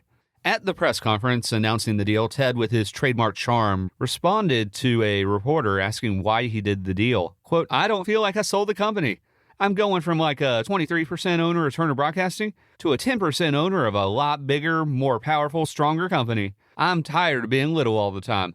I want to see what it's like being big for a while," end quote. And not only that, Ted showed little interest in Levin's CEO title or crown. He even tried to calm speculation about Levin's future. At a time when Time Warner stock was still struggling, quote, "At Time Warner, we're all pissed off. We're the Rodney Dangerfield of the entertainment world. God damn it, I'm like the Guyan network. We own it. I'm mad as hell. We're going to get some respect around here one of these days. I tell Jerry Levin, we're like Tsar Nicholas and his family behind the gates of St. Petersburg, and there are angry shareholders. And all we have is Steve Ross's agent security guard to keep them out until we get things straightened out. Don't lose your sense of humor, especially when the stock's down," end quote. Then Ted reassured shareholders, quote, "We're doing fine. There are always problems when you get married, right? But if you have a good attitude and you want to be married, and we are, when I was chairman of Turner Broadcasting, I tried to be the best chairman I could, and now I'm trying to be the best vice chairman I can. It's a big difference," end quote. At the end of the press conference, Jerry then grabbed Ted's hand and raised it in victory. Then he called Ted his new best friend, which is interesting since he'd been vetoing all of his best friend's acquisition attempts for the better part of 8 years. Now, when you consider all their combined assets and their cable system distribution, the deal really did make a lot of sense. So let's review their newly combined assets, shall we? Okay, film. They have Warner Brothers Studios, Castle Rock Entertainment, New Line Cinema, Turner Pictures, Hanna-Barbera, and the MGM United Artists Film Library, which is the biggest film library in Hollywood. Television. They have HBO, Cinemax, the WB Network, and cable systems serving over 11.5 million homes, plus CNN, CNN International, Headline News, Turner Network Television, TNT, TBS, Cartoon Network, CNN Airport Network, and Turner Classic Movies, TCM. Publishing, Time, People, Money, Sports Illustrated, Warner Books, Turner Books, and the Book of the Month Club. Music, 50 different record labels, including Warner, Atlantic, and Elektra, and Geffen Music Group, plus Interscope, and yeah, they're dominant. Plus, they own Six Flags theme parks, the Atlanta Braves, the Atlanta Hawks, and WCW World Championship Wrestling. Now, the hope was that this merger would give Turner Broadcasting's channels access to things like the Warner Brothers Studios to make more TV shows and movies, and Time Warner's cable systems for broader, stronger, more advantaged distribution. That was the hope. Now, Ted saw the deal as a way to link up with a major music company, the world's top pay TV network, HBO, and the country's biggest magazine publisher. He was getting the scale and leverage he'd always wanted. You know, they like to repurpose and reuse programming. They take one piece of content and turn it into like 100. Well, now he thinks this can be like 1,000, 10x that. And it can't be overstated just how much he trusted Jerry Levin with CNN. He knew Levin would keep it independent under Time Warner's ownership, which he did. So Ted was thrilled, telling people, quote, "You only live once. I felt it was time to put some muscle on the bones," end quote. In his memoir, Ted explained the thinking behind the deal. Quote, "A lot that went into my decision to merge with Time Warner. The timing seemed right for a number of reasons, not the least of which was the fact that I'd never been a part of a really big company, and I wanted to see what it would be like to be on top of the mountain looking down. I was also very proud of what we had built at CNN, and I liked the idea of merging with a company with strong journalistic credentials, such as those at Time Inc. Jerry would be CEO and I'd be vice chairman, but since I would have responsibility of overseeing the company's cable networks, including HBO, my day-to-day responsibilities wouldn't change much. From a deal perspective, I thought that our company's stock was trading at about what it was worth, but that Time Warner's was significantly undervalued, maybe by as much as 50%. I believed we'd be merging into a company with significant upside. A lot of Wall Street analysts thought that Time Inc. and Warner Communications were never properly integrated after their merger, and I figured that if we could execute better and get everyone cooperating, we could really get the stock up significantly. Jerry and I were very different personalities, but I thought we could make a good team. He was soft-spoken, and I was confident that my enthusiasm and energy would help drive performance and create buzz about our stock. I did have some anxiety about no longer being CEO, but I had already given so much of my autonomy to Time Warner and TCI that I felt this wouldn't be such a radical change. And since I would own about 10% of the new company's stock, and other big stakes will be held by supportive partners like TCI and Gordy Crawford, a good friend of mine who'd invested on behalf of his company, Capital Research and Management Group, I figured that the ultimate control of this new company would be in friendly hands. The final reason I agreed to the deal was a simple one. I was flat out tired. It was now more than 30 years since my father's death, and I've been running the company on my own ever since. 30 years of long weeks and 18-hour days would get to anyone. And by this time, I was exhausted. I still planned to work hard, but I liked the idea of being supported by a larger company. Besides, our assets fit together really well, and in Warner Brothers, we finally had the big studio we needed, end quote. In the same New York Times piece about the deal, media analyst John Tinker nailed it when he said, quote, "Strategically, this deal is terrific, but if it just leads to infighting among the executives, it will not be successful," end quote. All of that makes sense, right? He's getting all the integrations he wants, all that synergy, the benefits of being with a big company. But ultimately, at the end of the day, do these groups want to work with you? And vice versa. Now, thinking rationally, Ted figured that owning 10% of Time Warner was better than owning 51% of Turner Broadcasting, a company that he had the majority shares, but didn't really control because of the veto. And beyond that, he figured given Jerry Levin's shaky performance as the CEO, it was only a matter of time before he ended up running the company. Remember, that's what John Malone had both predicted and told Ted. But like so many smart, capable executives before him, Ted underestimated Jerry Levin's knack for turning situations to his advantage. Years later, Ted reflected, quote, "The biggest mistake I made was trusting Jerry too much," end quote. Wise words from Ted Turner. And as it turned out, painfully prophetic. Wise words that were also foreboding. Now, for the first time in Ted's career, his last name wasn't on the building, as they say, but his new arrival brought immediate change inside the new Time Warner. Levin used the deal to reinforce his control over the company by reshaping it and its reporting structure to his advantage. Now, this is just big company CEO 101, nothing really new there. Like, why wouldn't Levin do these things? Levin told the New York Times, quote, "This transaction creates an entirely new structure for the company. Reporting lines, structure, and titles are completely meaningless to me," end quote. Now, here's a little tip. When an executive, especially a CEO, says something like reporting lines and structure and titles are meaningless to them, well, normally that means that they are very, very important to them, right? And for Ted, who'd always run his company his way, this new structure was either going to be a breeze or a complete and utter culture clash. I'm talking square peg in the round hole kind of thing. Following the deal's announcement, Robert Goldberg, author of Citizen Turner, said, quote, "It's not like he's going to be out running errands. The hard part for him won't be being number 2 to Time Warner chairman Gerald Levin, but being part of a corporate culture like Time Warner's. He's always been a quintessential outsider. When he was a kid, he named his boat Pariah," end quote. Peter Chernin, who at the time was the chairman of Fox Filmed Entertainment, added, quote, "Ted is an extraordinarily smart, adept player. He's successful because he's a buccaneer rather than a corporate type. He's got real vision, is tremendously entrepreneurial, and is willing to take enormous risks," end quote. Now, I've read nothing that says Ted went into Time Warner reluctantly. In fact, everything I've read says that he was very positive, ready to win, and excited to bring his A game with a hope that his team would too. And why wouldn't he? He was now the biggest individual shareholder in the entire company. He has real skin in the game compared to everyone else.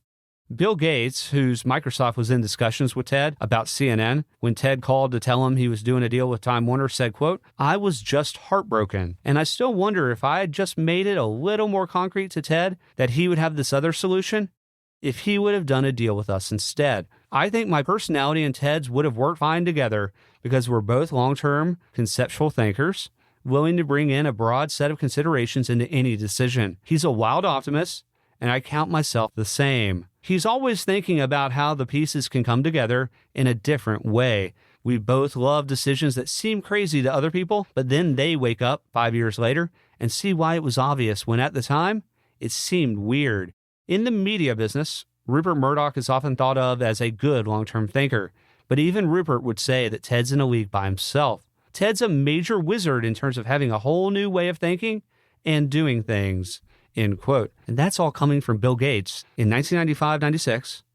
And let me tell you, Bill Gates in 1995-96 is dominating the technology world. So as 1995 turned into 1996, Ted was stepping into a more corporate world, one filled with long-tenured sharks eager to protect their territory. And that's not surprising. That's just how it goes, right?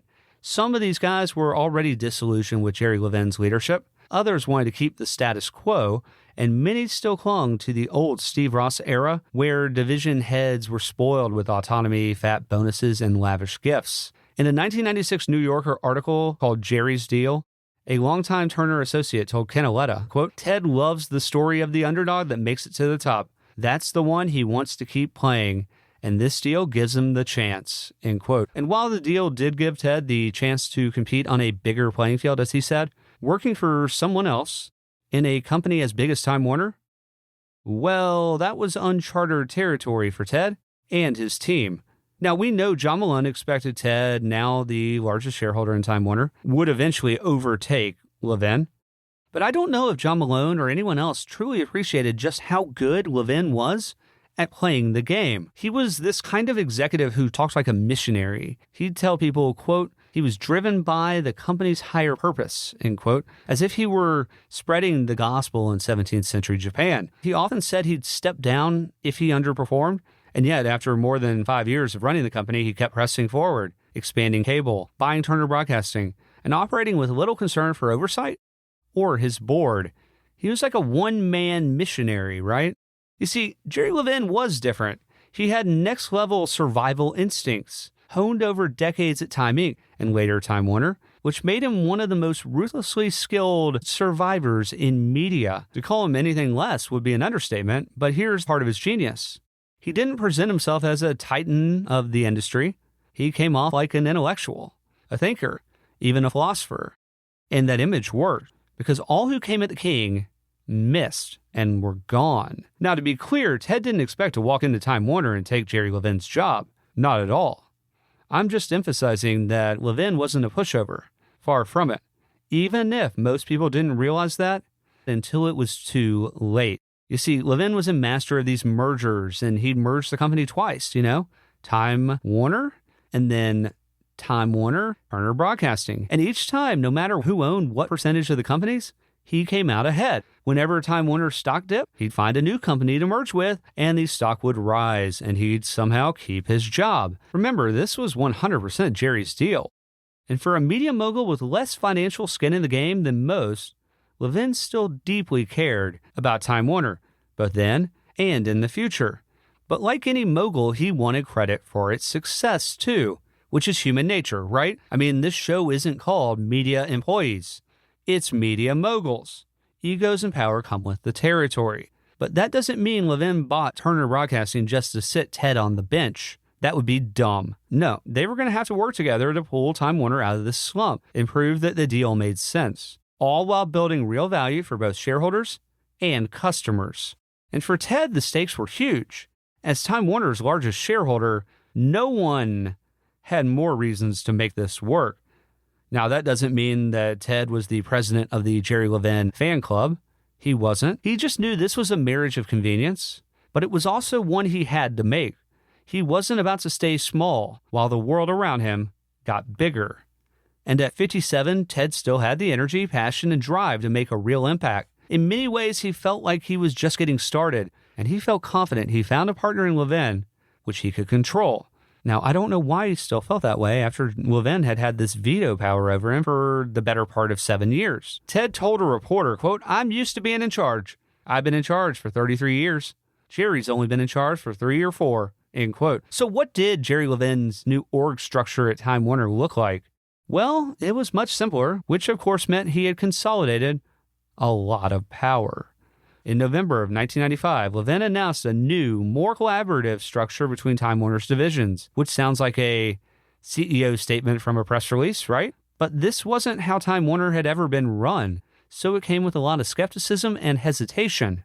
Under this new plan, the company was reorged into 3 divisions: telecommunications, news and information, which included Time and CNN, and entertainment. And by entertainment, Levin meant Warner Music Group and Warner Brothers Studio, which were each gigantic businesses, which would be under Bob Daly and Terry Semel as chairman and CEOs of both businesses. But the biggest fallout from the Turner-Time Warner deal was the ousting of HBO's former CEO Michael Fuchs, who'd only recently been moved from running HBO to run Warner Music Group without even having much experience in music, by Jerry Levin.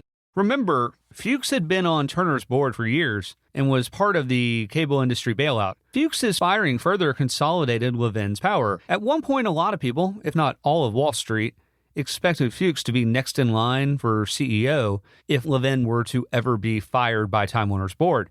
Some estimated his ousting cost the company more than $50 million, which brought Levin's total severance payouts from the early to mid-1990s to more than $200 million. I don't know. That's just what I read. But at the end of the day, Fuchs wanted Levin's crown, according to everything I've read. I don't know. That's hearsay again. And wasn't necessarily the biggest fan of the Turner deal. And Levin knew it. As a result of his firing, Levin signed Daly and Semel to 5-year contracts reportedly worth a combined $150 million. Not that Daly and Semel were complaining. Now, Bob Daly and Terry Semel were legends at Warner Brothers Studios. Their partnership was unique because it worked for decades. And when you have something that works in Hollywood, you stick to it, right? These guys were worth the money. In his book, Tinderbox, James Andrew Miller wrote that even after the Time Warner merger, executive Larry Adams said, quote, "Warner guys hated HBO mostly because they hated Michael Fuchs, that is. It was a complete pain in the ass to get things going between the two companies. I called it Shemergy.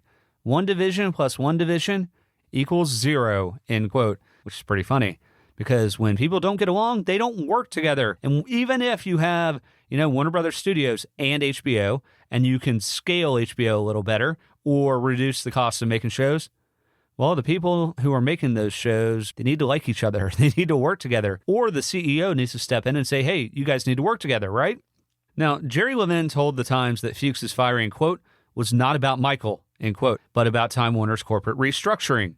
Still, this was Levin's reorg, so take that with a grain of salt. Even so, with Turner Broadcasting now part of Time Warner, it made sense to consolidate some things. Ted said, quote, "On the business front, Things went fairly smoothly between the summer of 1995 and the fall of 1996 as we worked through the details of integrating Turner into Time Warner. As often happens after a merger, there were some casualties in the executive ranks. One of the most high-profile departures was that of Michael Fuchs, the longtime head of HBO and recent chairman of Warner Music Group. Michael was a brash guy, and he wasn't shy about speaking up about his displeasure with Jerry Levin and his management of the company. He was particularly upset when he found out that HBO would be reporting to me after the merger, not directly to Jerry as it had in the past. I don't think it was a case of Michael having issues with me.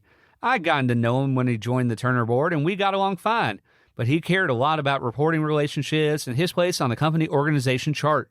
After being rumored to be one of Levin's likely successors, he saw reporting to me as a slap in the face, and he resigned. Bob Daly and Terry Simmel, the co-chairmen of Warner Brothers, who had their share of clashes with Michael in the past, wound up with responsibility for the music business.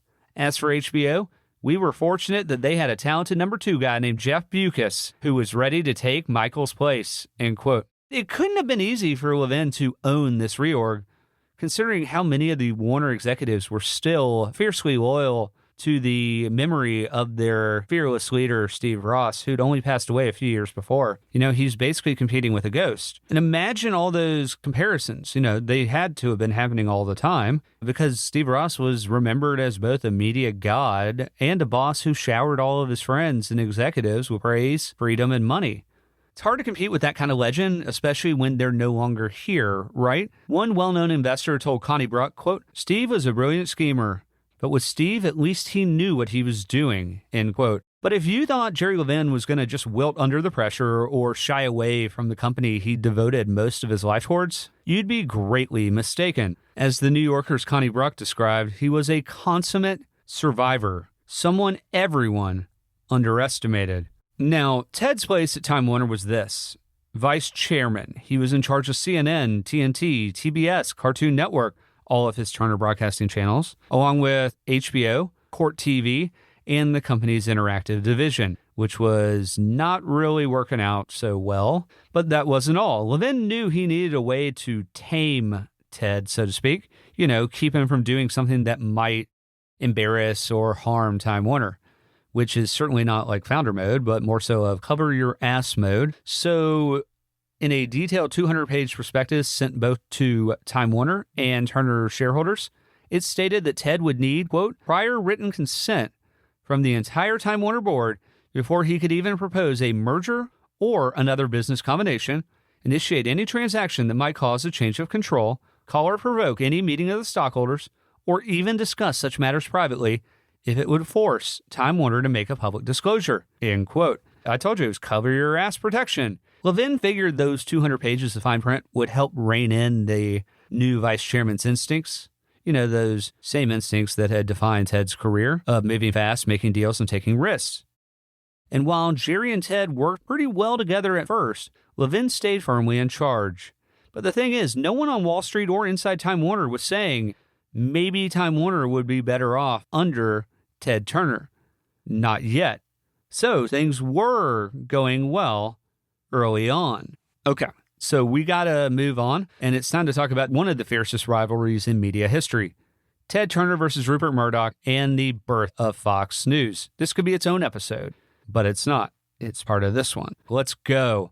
John Malone once said, quote, "If we hadn't rescued Ted Turner, TBS would have been bought by Rupert Murdoch, and CNN would be running Murder of the Week," end quote. Now, for this part of the episode, forgive me, but we're going to have to go back a little bit in our timeline. You see, ever since Ted went to the Cable Cowboys for help after his ill-fated MGM deal, he'd been on the edge about another media mogul, basically his nemesis, coming in and grabbing his company. I'm talking about Australia's Rupert Murdoch, who eventually became an American citizen. For years, Ted worried that CNN might somehow end up in Murdoch's hands, and Rupert Murdoch didn't do much to calm those fears. In fact, he loved the attention. Remember, Murdoch's the same guy who in 1994 planted a rumor in the newspaper that he was going to spend $2 billion to buy out Time Warner's stake in Turner Broadcasting, just to mess with Ted. While smiling, he even admitted, quote, "I made a joke about buying CNN just to annoy Ted the other day. He gets a bit excited at times," end quote. And that's true. Ted does get a bit excited at times because this is his life's work. Now, it's important to note Rupert Murdoch had been serious about cable news in the United States for years. Whether it was buying CNN from Ted, which seemed impossible, but you never know, or building his own news network from scratch, he was determined to make it happen. According to Murdoch, a Times Mirror poll found that while 40% of those asked considered themselves conservative, only 5% of the media identified that way. Then Murdoch said, quote, "In that gap, there is opportunity," end quote. It's not exactly Bezos's "your margin is my opportunity," but it's a pretty strong line. And it also identifies a real savvy for understanding audience, understanding programming, and understanding the numbers of, well, we're going to do the complete opposite of what CNN and everyone else does. And he'd been doing that for the better part of 15 years by being an owner of the New York Post. Now, as early as 1992, Rupert Murdoch vowed to launch a news network that would connect, quote, almost umbilically, the dissemination of news and entertainment for the good of us and our viewers, end quote. Now, does that sound like a news organization or does that sound like entertainment? The word entertainment and news coming together sounds like Fox, right? It does. His approach would mark a clear shift from traditional news conventions when he told his affiliates, quote, forget about what the competition is doing. Forget about the 95% of the AP wire information. Without reinventing the wheel, it is possible to radically improve the program. The talent must be different and not broadcast news. The talent must be real journalists and real characters, end quote. What Murdoch was saying was very simple, and yet it kind of went over a lot of people's heads. News is entertainment. That's what he's saying. It's not about politics, crime, or corruption. It's about getting people in front of their TVs and keeping them there. That's the business. That was the name of the game for Rupert Murdoch. And obviously, it couldn't have been more different from what Ted Turner CNN did. Arthur Siskin, who was general counsel for Murdoch's News Corp, once described Rupert Murdoch like this, quote, Rupert is a bit like a painter with a canvas, but in his mind, the canvas has no perimeters. He's going to keep painting and painting, end quote. So there's no limits to what Rupert will do to make a masterpiece, right? And I'm not talking art here. I'm talking business. Now, Ted and Murdoch were political opposites. Their journeys, though, weren't all that different. Ted started as a conservative and then became a lot more liberal after launching CNN.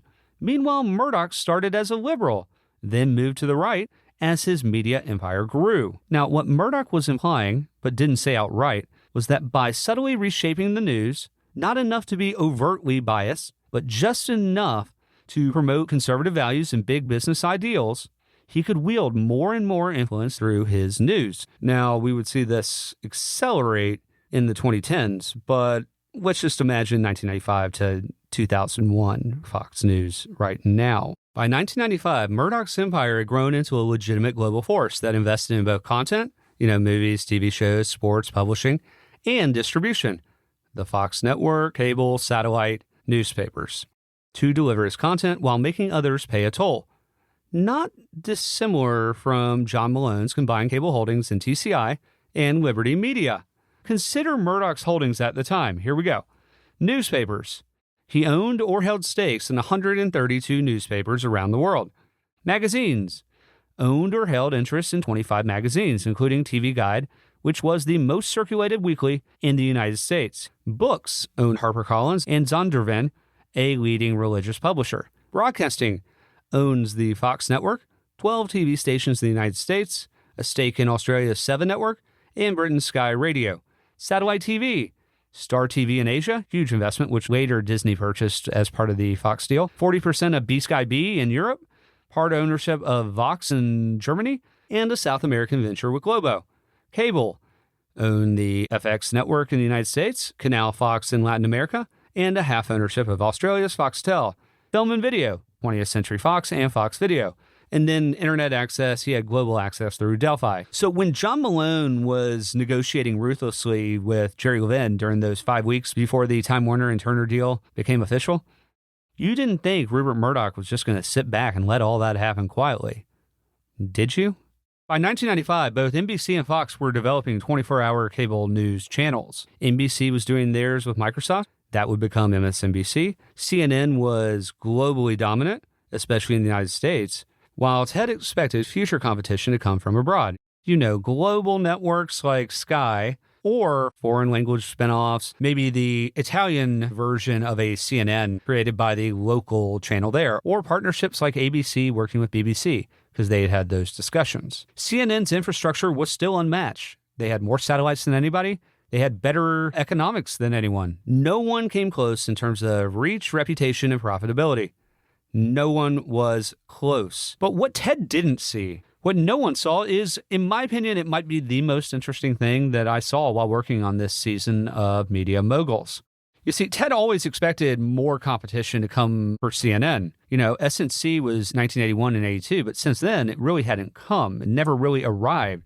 By 94, 95, he always thought it would come from abroad. You know, localized, smaller versions of CNN, serving audiences in their own languages, with their own regional coverage and biases and all that, which makes sense. Something that would be cheaper to do than create a global news network like CNN, right? That'd be like trying to take on Facebook in 2008. Why not create a local version of Facebook like they did in Brazil? I think it was Orkut, right? Or something like that. Instead, something completely different happened.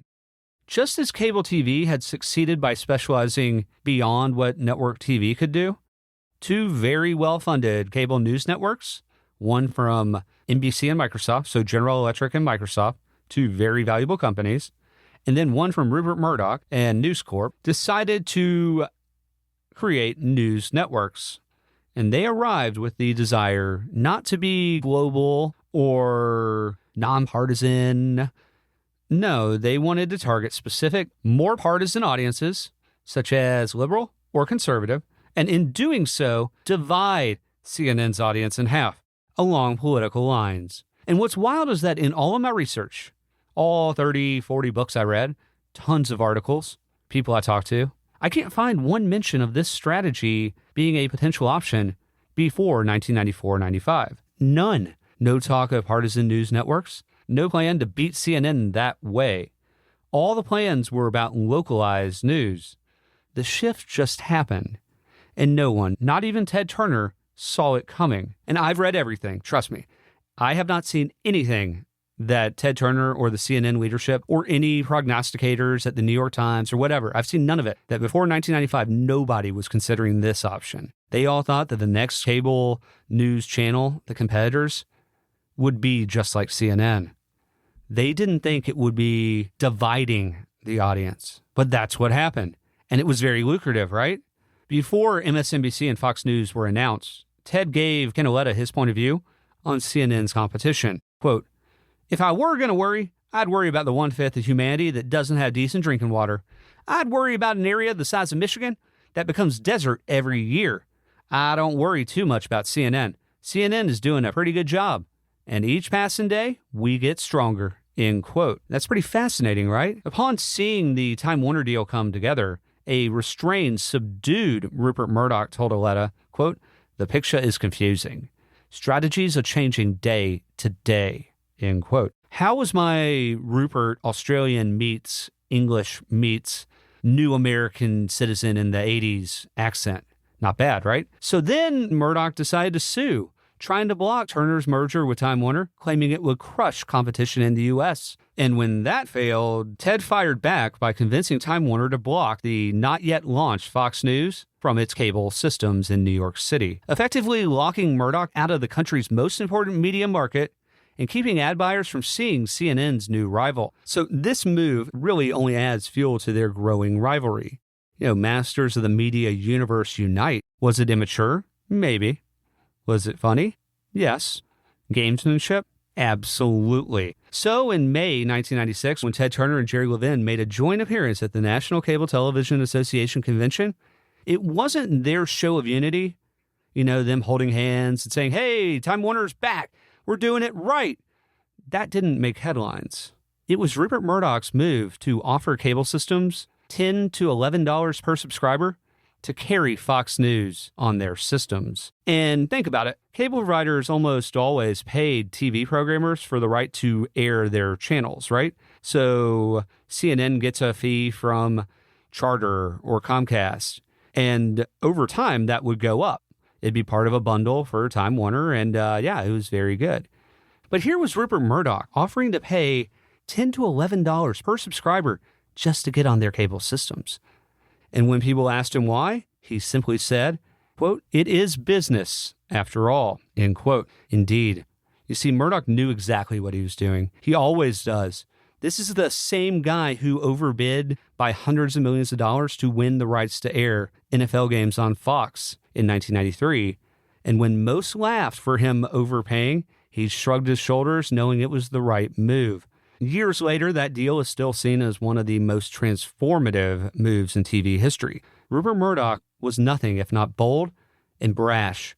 You might not like his politics, but he played the game to win. In Ted's memoir, he described their rivalry and the Fox News carriage fight, saying, quote, "There were plenty of issues on which Jerry and I agreed. Shortly after our merger officially closed in the fall of 1996, the two of us were united in a dispute with Rupert Murdoch's News Corporation. Rupert was launching Fox News Channel and was trying to get distribution on cable and satellite systems. When you roll out a new advertising-supported cable service like Fox News, you want to be available in as many households as possible. You also need to be carried in major markets if you want to attract national advertisers. And for a news channel, no market is more important than New York City. It so happened that the bulk of the cable households in New York were owned by Time Warner Cable. And when the system managers balked at carrying Murdoch's channel, war broke out," end quote. But war wasn't new to Rupert Murdoch.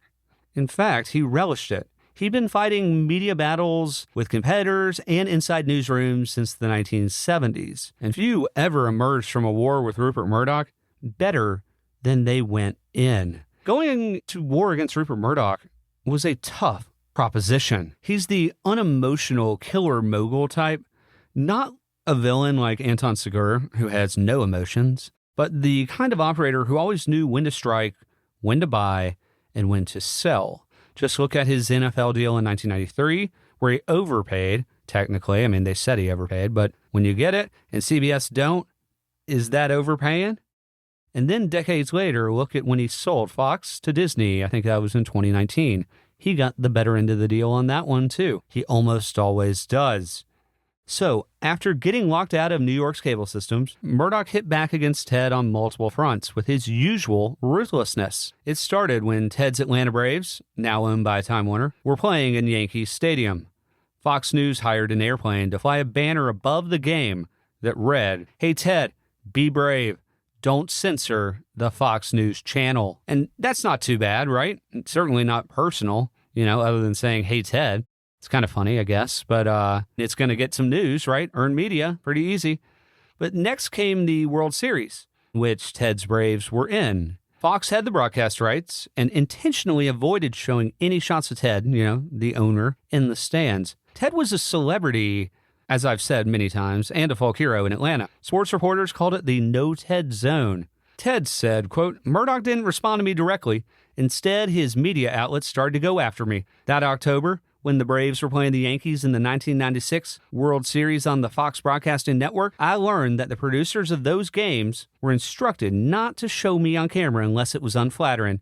The first 3 games, they never put me on the air. And when they did finally put the camera on me, with Jane and Jerry Levin during Game 4, the announcers didn't say a word. When the Braves went behind 8-6 in the 10th inning, they put me back on to show how upset I was. After that, whenever they showed me, they tried to make me look silly, like when I turned my Braves hat into a rally cap, upside down and sideways on my head, or the time I dozed off a little during a game," end quote. Pretty silly, but still not too bad yet. Then Murdoch raised the stakes. Now, in cases like this, Rupert Murdoch's favorite weapon was his New York Post, which ran a photo from Jane Fonda's controversial trip in 1972 to Hanoi, alongside a photo of her in Barbarella, scantily clad, I would assume, and called her, quote, "just another scatty-brained Hollywood nude Nick," end quote. And then came Ted's turn. Now, as you know from earlier in this series, around 1985, Ted was diagnosed with a form of manic depressive disorder and started taking lithium to manage his mood swings. No big deal. But Murdoch saw this as an opening to keep pushing Ted's buttons and ran the headline in the Post, "Is Ted Turner nuts? You decide." Ted recalled, quote, "They doctored a photo to show me in a straitjacket with a headline that said, 'Is Ted Turner crazy?' Instead of letting this bother me, I decided to have some fun," end quote. Now, what kind of fun did Ted mean? Well, if you think Ted Turner was just going to sit there while Rupert Murdoch baited him and his wife in the press, then you haven't been listening to Media Moguls, the Ted Turner Saga, have you? As historian H.W. Brands put it, quote, Ted gave as good or bad as he got, end quote. Ted said, quote, I gave a speech in New York, and I told the audience that I was still mad at Rupert, and now I was considering shooting him. This was a sophisticated New York crowd, and they were startled until they realized I was joking when I added, I figure that now that his own newspaper says I'm crazy, I can kill him and get off by reason of insanity, end quote. Then Ted called Murdoch a schlockmeister and a pretty slimy character. He even compared him to Adolf Hitler, saying, quote, like the late Fuhrer, he controls the media for his own personal benefit, end quote. And then, same speech, at one point, Ted half-jokingly challenged Murdoch to a boxing match, saying, quote, it would be like Rocky, only for old guys. If he wants, he can wear headgear. I won't, end quote. What a time. Two media titans, masters of the universe, going after each other like teenagers during recess on the schoolyard. What he should have done is challenged him to a wrestling match in his own ring, WCW. It would have made the NWO ratings look small, and those were huge. Then, on October 10th, 1996, after 13 months of waiting, the FCC finally approved the merger between Turner and Time Warner. In the end, the $6.3 billion deal was official, though its value had dipped thanks to Time Warner's falling stock price. But the FCC added one key condition for their approval. Time Warner's cable service had to carry a competing news channel on at least half of its systems. Now, many expected that the channel would be Fox News, but Ted said, quote, after looking at both Fox News and MSNBC, they decided to take the latter. It's important to understand that programming people at Time Warner Cable were tough negotiators, and even after our companies merged, it was difficult to get them to carry newer Turner channels like the Cartoon Network and Turner Classic Movies. Once the Time Warner-Fox dispute became public, it was portrayed as if we were picking on Fox, and that the behind-the-scenes battle was really between Rupert Murdoch and me. While that wasn't true, I figured out that the press attention would give me the opportunity to explain to people that Rupert had a history of manipulating his media's coverage to advance his political purposes. At the height of this public feud, I even went so far as to challenge him to a boxing match in Las Vegas. He declined. By the way, professional wrestling was popular on our entertainment networks at this time, and one of our executives suggested I should wrestle him on a pay-per-view event instead of boxing. But I passed on this idea. I didn't want to wrestle Rupert. I joked. I wanted to hit him. The negotiations over Fox News were further complicated when New York City Mayor Rudolph Giuliani got involved on the side of News Corp. I don't know what kind of deal those two had together, but Giuliani pressed the case that Time Warner needed to carry Fox News and even offered up one of the city's channels as a slot they could use. Local communities have the right to a certain number of public access channels when they allow a cable company to serve their market. End quote. The conflict only escalated. Fox News chief Roger Ailes enlisted Giuliani to pressure Time Warner. Giuliani vowed to air Fox News on the city's public access channels and even threatened to reevaluate Time Warner's Manhattan cable license. That would be bad. Time Warner president Richard Parsons pushed back, calling it a First Amendment violation and promising a legal fight. Murdoch seized this moment, painting himself as the underdog up against Time Warner's monopoly and Ted Turner's vendetta. Ted, feeling targeted, pushed back, calling Murdoch a merchant of sleaze, which is an amazing cutdown. Lawsuits followed, depositions were taken, and as usual, Ted didn't hold back, referring to Murdoch as a scumbag for his influence peddling. Then Jane Fonda joined the fray, pointing out that Murdoch had hired Giuliani's wife, Donna, as a reporter for Fox's local channel, to which Giuliani shot back, calling Jane Fonda's jab cheap. I mean, it's like the Real Housewives of New York City media, right? Now, despite the lawsuits and the very public sparring in the press, Fox News launched officially on October 7th, 1996, less than a year after its conception, with the tagline, "We report, you decide." Murdoch and Ailes framed Fox as a balanced alternative, promising the complete picture compared to CNN. Ignoring the accuracy of that claim, the cable news landscape had changed. It had shifted. There were two more players than had ever existed. There's three instead of one. CNN finally had real competition, and Rupert Murdoch's news revolution had begun. But just because Fox News had launched didn't mean their war of words was going to be over anytime soon. At one point, Ted compared himself to Churchill and Murdoch to Hitler, which we said earlier, saying that Murdoch had to be stopped before he took over the media and used it as a weapon to push his conservative agenda and business interests. We don't have this kind of back and forth these days, do we? Ted believed he could make peace with almost anyone, But Rupert Murdoch? No way. As Ted put it, quote, how do you make peace with a megamaniac, end quote. He told Canaletta in November of 96, quote, Chamberlain tried to make peace. When you've got somebody like that, I don't think there's a spark of human decency in him, except he likes his family, end quote, which Murdoch does. Of course, with egos as large as Murdoch's and Ted's, things naturally escalated even further. Ted argued Murdoch's Fox News would manipulate U.S. media, just like he'd done in China, where he'd pulled BBC coverage from his satellite network just to please the government. Murdoch then used his New York Post to fire back, calling Ted a, quote, doormat for foreign dictators, end quote. I guess he's talking about Castro in the 80s, questioning his stability and even bringing back more of their Jane Fonda Hanoi Jane material.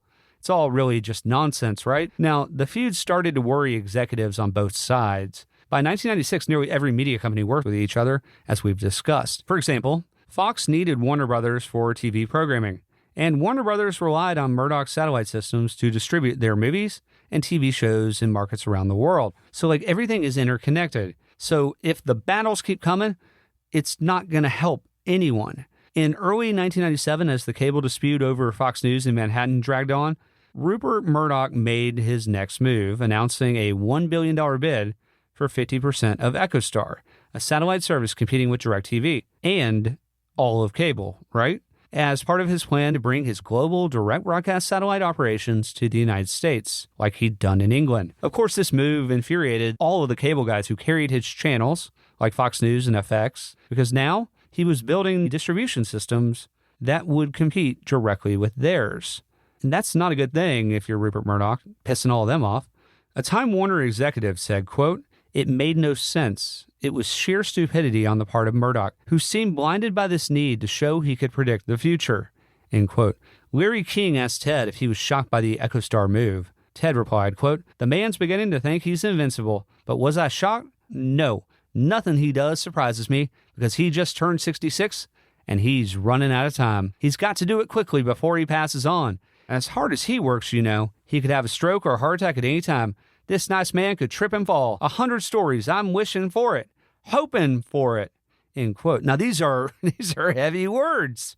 Murdoch's still around, guys. Cable operators, including John Malone's TCI and Jerry Levin's Time Warner Cable, were baffled. Murdoch's motives seemed to contradict his own business interests, but that was classic Rupert, It was like a hedge almost. Bold, relentless, and always willing to bet the house if he had to. Or hedge on cable. His push to gain satellite parity in the United States with what we call DBS, or direct broadcast satellite, led him to make an unexpected call to Ted, asking for help, which is incredible when you think about all that had gone on over the last year.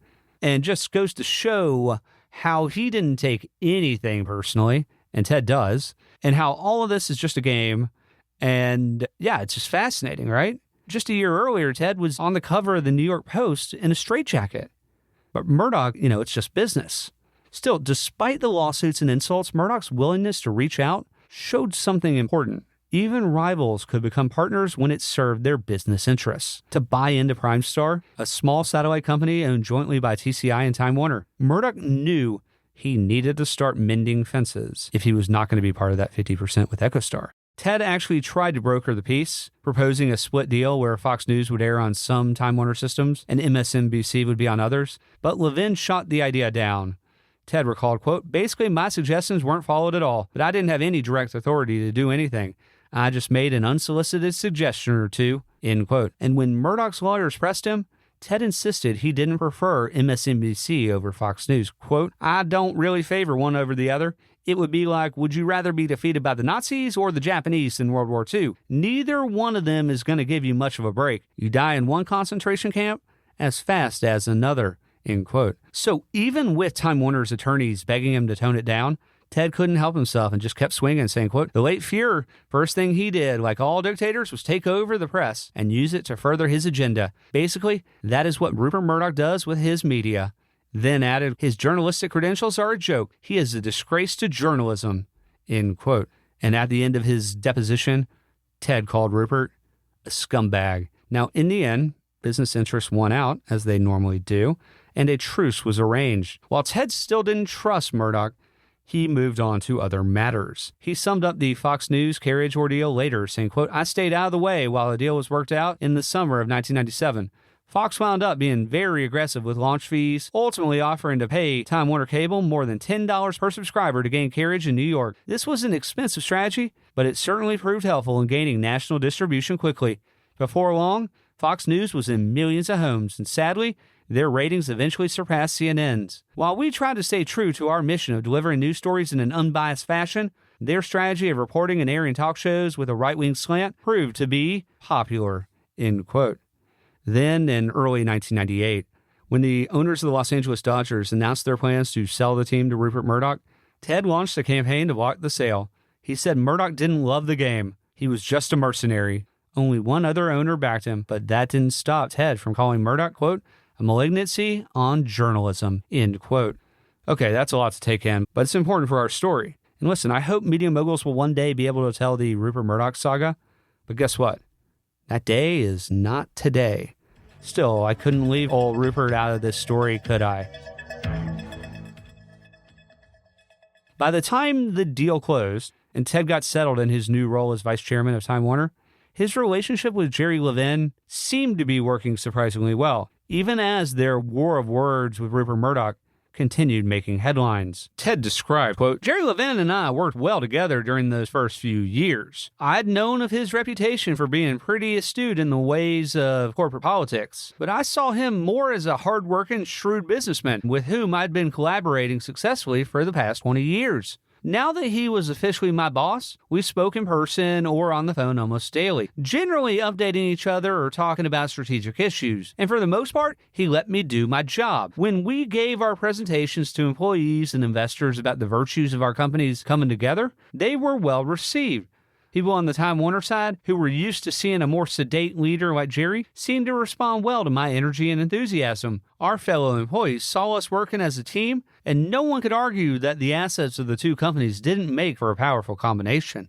End quote. And in their first few years, Jerry and Ted did work well together, mostly because Jerry worked hard to accommodate Ted's ideas and keep him happy. Smart move. That's just good business, y'all. So when Ted wanted to keep the Goodwill games running after the merger, even though they lost money, Jerry agreed. And when Ted pushed back against Jerry's idea to sell Court TV, Jerry relented. Ted was right. Court TV's ratings shot back up sixfold. But eventually cuts had to come, and layoffs needed to be made. Ted wrote in his memoir, quote, "In the months following the merger, we pushed each operating division to find cost savings, and we did everything from laying off non-essential employees to closing entire companies in the case of overlapping operations. These cuts weren't easy," end quote. Among those nearly 1,000 cuts in Ted's divisions in 1997 was his own son, Teddy.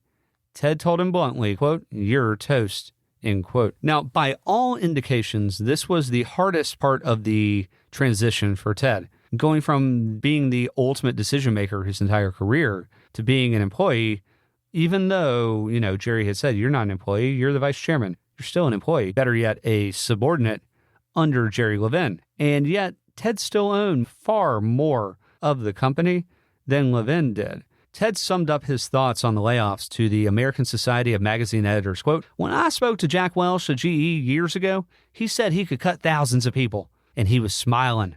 That's not me. My father always told me, if you can find gainful employment for people who are good workers, that's how you build up a stronger society. When you let somebody go, that's something like a funeral," end quote. Still, savings had to be made, and Ted had to be the one to make them. You see, I've spoken about Ted Turner for hours over the last 11 episodes, and as I'm saying this, I can't think of any instances where he offloaded responsibility to somebody else. That's not how he operated. That's not how most moguls operate. So when it came time to make a decision, Ted made it, and everyone moved forward. Remember, he owned almost 11% of the new Time Warner, and he wasn't about to let corporate waste or bureaucracy get in the way of growing the business, because it's in his interests. In 1997, just a year after the merger, he told the Wall Street Journal, quote, "There wasn't the teamwork that there should have been," end quote. And so Ted started pressing Levin to start making changes, things like selling off company airplanes, expensive American art, and cutting costs at the Hollywood studio. Things that are going to frustrate the hell out of other executives. He added, quote, "As a businessman, I believed in running a lean operation, and I accepted these post-merger cost cuts, but it really bothered me when I saw how much money was being spent at the higher corporate levels. Time Warner executives ate in fancy private dining rooms, and their offices and boardrooms were full of expensive artwork. When I found out that the value of these paintings ran into the millions, I was upset. At one of our board meetings, I said, so while we're laying off $30,000 a year employees in Atlanta, we have $1 million oil paintings hanging on the walls in New York? The contradiction was plain to everyone, and soon the paintings were removed and sold. For months thereafter, dark rectangles on the faded wall served as a reminder of the expensive artwork that used to be there. End quote. Now that's leadership. Why does a media conglomerate need multi-million-dollar paintings anyways, right? Think about it. It's not like they were investments hanging in museums or in temperature-controlled rooms. No, they were in the hallways or executive dining rooms, there to feed the egos of the executives, the same dining rooms that Ted already hates. So for the most part, Levin recognized the value in letting Ted be Ted. Ken Auletta wrote, quote, "The edict from Jerry Levin was, let Ted be Ted. Time Warner was buttoned up and bureaucratic. Ted was a breath of fresh air, and Jerry used that to the advantage of the company," end quote. When Ted met with employees, he'd tell them, quote, "I've got one suit. I don't spend money on suits. I own 10% of the company, and each dollar you waste, 10 cents comes from me," end quote. Again, that's leadership, that's values, and that's classic Ted Turner. And according to Levin, he had no issue with Ted speaking his mind. He said, quote, "He's the most unique person in corporate America. He's an international icon. He's more well-known than most entertainers or most government people," end quote. And that's also true. Levin and other Time Warner executives were actually surprised that Ted, famous for his maverick streak, actually turned out to be a pretty good team player.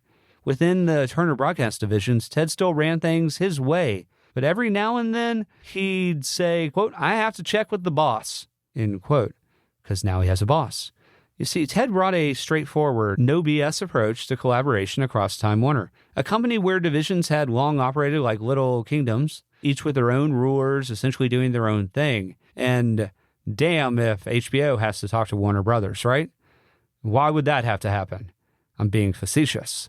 Levin had tried to bridge those gaps, but it was never easy and things never fully changed. Ted said, quote, "I spoke up whenever I saw a lack of cooperation between divisions. I was used to running a business where everyone worked together, but at Time Warner, the corporate culture was different. There, the division CEOs generally ran their individual businesses as they saw fit.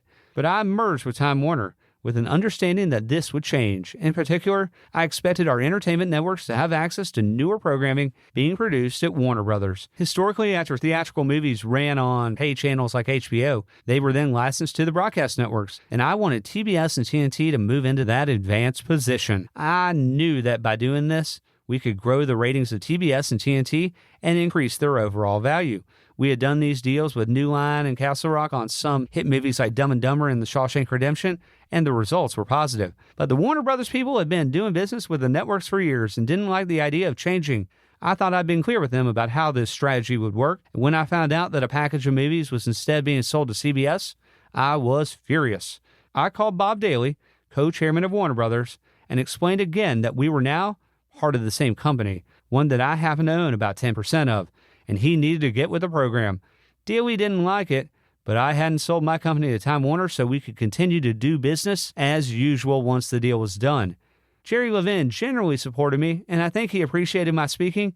The role of the CEO at Time Warner had been weakened so much over the years, and the division heads had been allowed to operate so freely that it would have been hard for Jerry to change his behavior suddenly and become more assertive after our merger. I filled that role on occasion instead, and it all came naturally to me." End quote. As part of that push, Ted personally stepped in to stop a $50 million sale of Warner Brothers movies to CBS, the ones I just discussed, insisting those movies should be offered to Time Warner's own cable channels first, like TNT and TBS. And of course, this made a lot of sense, vertical integration, right? It's how modern media companies work, where you leverage your own programming, your own content, stuff you own across your platforms, right? That's exactly what Jerry Levin and Ted Turner wanted Time Warner to become. A company that used synergies, I hate that word, but we're saying it, and scale, they had more than anyone else, to its own advantage. Now, I would argue that Disney had better scale because they had ESPN, they had Disney, they had all that beautiful, amazing IP, and they had a deal with Pixar, a distribution deal, but still a deal nonetheless. They also had, the Disney library, and then they have ABC. Now, I'm sure these moves frustrated the hell out of the Warner Brothers executives, but now that everyone's on the same playbook, things had to change, right? Still, after the deal closed, it didn't take long for Wall Street to notice. Time Warner stock started climbing, and then it went on a tear, jumping 50% in the first 9 months of 1997. Ted described it like this, quote, "Through the first 3 quarters of 1997, Time Warner stock started climbing, as Jerry and I made our case for how well the two companies and the two of us were working together. Investors understood. Whether I was encouraging better cooperation between divisions, raising concerns about expensive artwork, or fighting with Murdoch, Wall Street analysts appreciated seeing a new level of energy at what Jerry often referred to as the new Time Warner. We also focused on plans to improve the company's performance. One of these was to turn TBS from a superstation to a pure cable network. The details of this conversion are complicated, but essentially we were able to move from a situation where we generated revenues from advertising only to one where we collected subscriber fees, just as we did with CNN and TNT. In exchange for these fees, we provided cable operators the ability to insert local ads. And given TBS's strong ratings, this was valuable inventory. When we netted out the value of that lost inventory from the new revenue we would generate from subscription fees, we would add about $100 million a year to Time Warner's bottom line." End quote. By late 1997, just 6 months after the Turner deal closed, any doubts about Jerry Levin's strength as CEO were gone. With Ted's full throttle energy, real collaboration, and cost-cutting discipline, paired with the stronger cash flow under Levin, things were on the up and up. Levin was delivering structure, stability, and confidence in the market. And in the world of media and Wall Street, confidence is contagious, right? Sheep follow shepherds. Take the summer of 1997, for example, when Bill Gates invested $1 billion in Comcast. The Economist headline said it all. Cable television, enter God with $1 billion.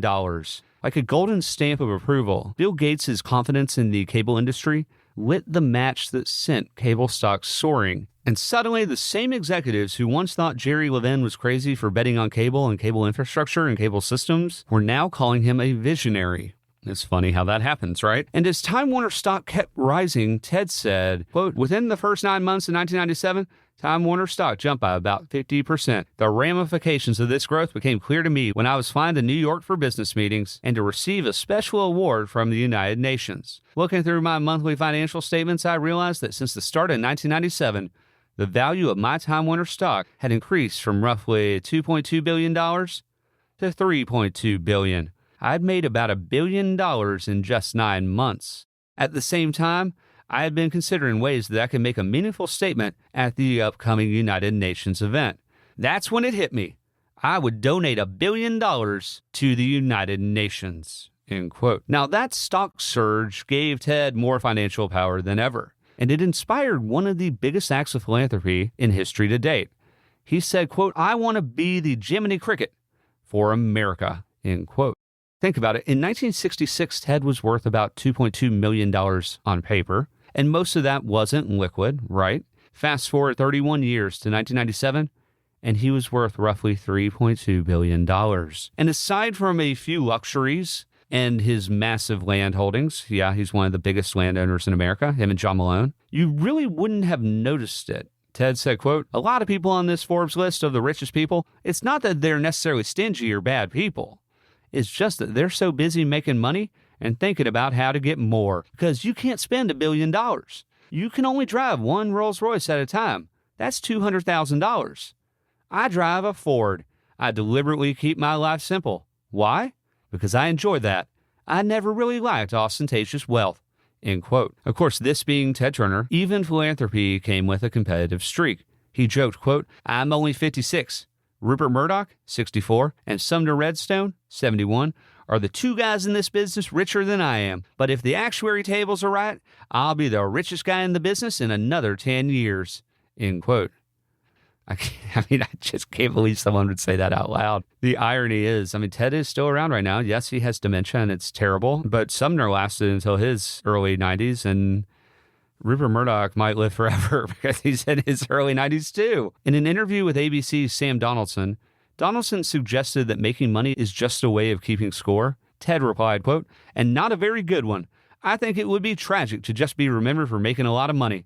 But basically, having a huge amount of wealth, I like to liken it to eating popcorn. It fills you up, but it's not as satisfying," end quote. In September of 97, as he prepared to be honored by the United Nations Association, Ted came up with this idea of donating $1 billion. And this is a big idea, right? It's a third of his net worth to the United Nations. And while Ted and Jane Fonda were en route to New York, as Ted described earlier, he told her his plan. Jane said she was extremely moved, those were her words, even to tears, but then asked Ted, "Don't you think you should talk to your lawyers first, Ted?" Ted said he had, but then added, "I've already made up my mind." So who knows if he actually talked to his lawyers, but, he was going through with it. He was going to announce that day in New York, spur of the moment, basically, that he was going to give away 1/3 of his wealth to the United Nations. And who knows if Ted actually thought about it. It doesn't really matter. He did it, right? Anyways, the next day, Ted walks into the United Nations Secretary General Kofi Annan's office and loudly announces, quote, "Hi, Kofi, I'm going to give you $1 billion, end quote. Kofi Annan shook his head in amazement and later told Ken Auletta, quote, "I thought it was a joke," end quote. Ken, I was happy to wait around tonight to talk to my friend and leader, Ted Turner, who tonight, as you know, that's one of the largest, I guess it's got to be a record, huh? We don't know. But Vartan Gregorian, the ex-President Brown, said it could be. All right, okay. But I didn't even know. I didn't check. I only got the idea 48 hours ago. And it came how? Asking you how an idea comes is like asking how birds like go I said, to the Capistrano. stars were, well, first of all, I looked at my statement. I get a monthly statement like all businessmen do. Of how much and my you work. monthly statement showed the first of the year. It's got, as of December 31st, I was worth $2.2 billion. And I looked at it that morning real quick because I don't have a lot of time to look at my own statement, and I was up to 3.2 because the stock went up so much during the year. So I made it in 9 months. I'm only giving up 9 months earnings. It's not that big a deal. I'm no poorer than I was not 9 months ago, and the world is a lot better off. Why not education? Why not university? Well, some of it is going to go to all kind of humanitarian causes. It's going to go to help give inoculations to kids through the programs of the United Nations, and for refugees, and for people that have been hurricanes have knocked down their houses. It's going to go to the poorest people in the world, the ones that need the help the most. It's not administration, then. No. The administration's that's why the U.S. has still got to pay up what it owes the UN, because that's the administration. This is just, all its money's going to programs. They're all going to be UN programs, How did you come to that figure? Because of what you made in that 1 year? Well, because a billion's a good round number, That night, Ted pledged $100 million a year for 10 years to fund United Nations programs like landmine removal, children's medicine, and refugee assistance. He brought on a team of 32 to manage everything with one condition: minimal spending on administrative costs. After the announcement, Ted said, quote, "It's not easy to give up your hard-earned money, but once you do, you really feel wonderful. I just hope this giving thing is contagious." Then he declared, "I'm putting every rich person in the world on notice. They're going to be hearing from me about giving money away. If you want to lead, you got to get out in front and lead. You got to blow the horn and get out in front of the parade. There is no greater joy in life than giving to worthy causes," end quote. After the announcement, Kofi Annan recalled that Ted then declared, quote, "All you billionaires out there, watch out. I'm coming for you," end quote. Thanks to his gift to the UN, Ted shot up the list of the world's largest donors, but then slipped on the Forbes list he was so proud to be on, as we discussed in the early 80s. Quote, "My hands shook when I signed the papers for the United Nations donation because I knew I was taking myself out of the running for the richest man in America." Then Ted added, "That Forbes 400 list is destroying our country. These new super rich won't loosen up their wads because they're afraid they'll reduce their net worth and go down on the list," end quote. Now, a few months before Ted's billion-dollar pledge, Jerry Levin faced a truly devastating family tragedy. Levin's son, who was an English teacher at a high school in the Bronx, was murdered by former students who broke into his apartment trying to get his debit card to buy drugs.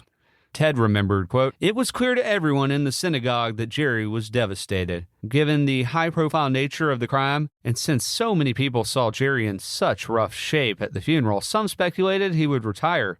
They couldn't imagine how he could recover from this kind of loss and continue to run a big public company like Time Warner, or if he'd even want to. I did what I could to be supportive, and I knew from the aftermath of my father's suicide that while there's always the option to quit and run, working your way through a tragedy can sometimes be the best way to move forward." Jerry chose to return. Within 2 weeks of his son's funeral, he was back in the office with a renewed desire to grow the company, but to do so in a way that would make a difference and leave a legacy that would have made his son proud. I respected him for this decision, and later when I announced my billion-dollar pledge, Jerry described my philanthropy as being emblematic of the kind of company that he was trying to build. End quote. Now, despite knowing each other since the mid-1970s and even working together back when Levin almost invested in CNN before Time Inc.'s board nixed the idea, Ted and Jerry Levin were never that close of friends. Yes, Ted respected him and deeply sympathized with his boss's tragic loss. He admired how Jerry threw himself back into work after his son's death.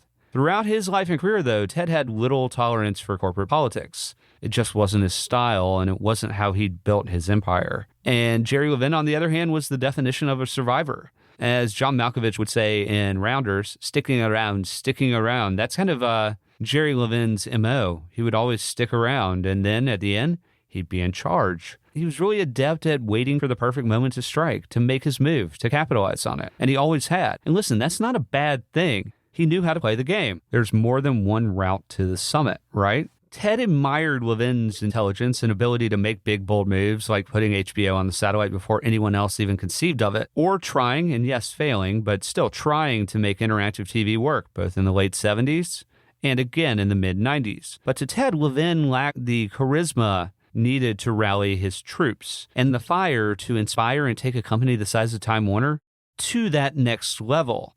Canaletta said, quote, "In Turner's world, Gerald Levin would have been a staff officer, not a field commander," end quote. By the late 90s, their relationship was less peanut butter and jelly and more oil and water. Even though they were the chairman and CEO and vice chairman of the world's largest media conglomerate, the two rarely spoke. And while Ted could be tough in the boardroom or in press conferences, he was also a sensitive guy, one who was genuinely hurt that Levin, who was intensely private and liked to operate, as that one-man band, never invited him over for dinner. It's the little things, right? Their business philosophies clashed too. You see, Ted wanted to fully integrate Turner and Time Warner with true vertical alignment across channels and studios, where HBO would work with Warner Brothers, right? Or Turner would work with Warner Brothers as well, which would mean fewer fiefdoms and less duplication. Levin, meanwhile, preferred the structure he already had in place, one that kept control firmly in his hands. And we've talked about this, but sometimes being a little irrational is actually the most rational way to stay in control of something, right? And that's just the way it is. People are different. People are unique. We kind of forget about that element when we look at vertically integrated companies, and sometimes it makes sense to shop other stuff elsewhere, and then other times it makes sense to vertically integrate. It just depends on the leader. But one of, if not the biggest sticking points in their long, complicated relationship was Ted's lingering resentment over Levin's veto of his plans to buy NBC. Ted always believed if he'd been allowed to try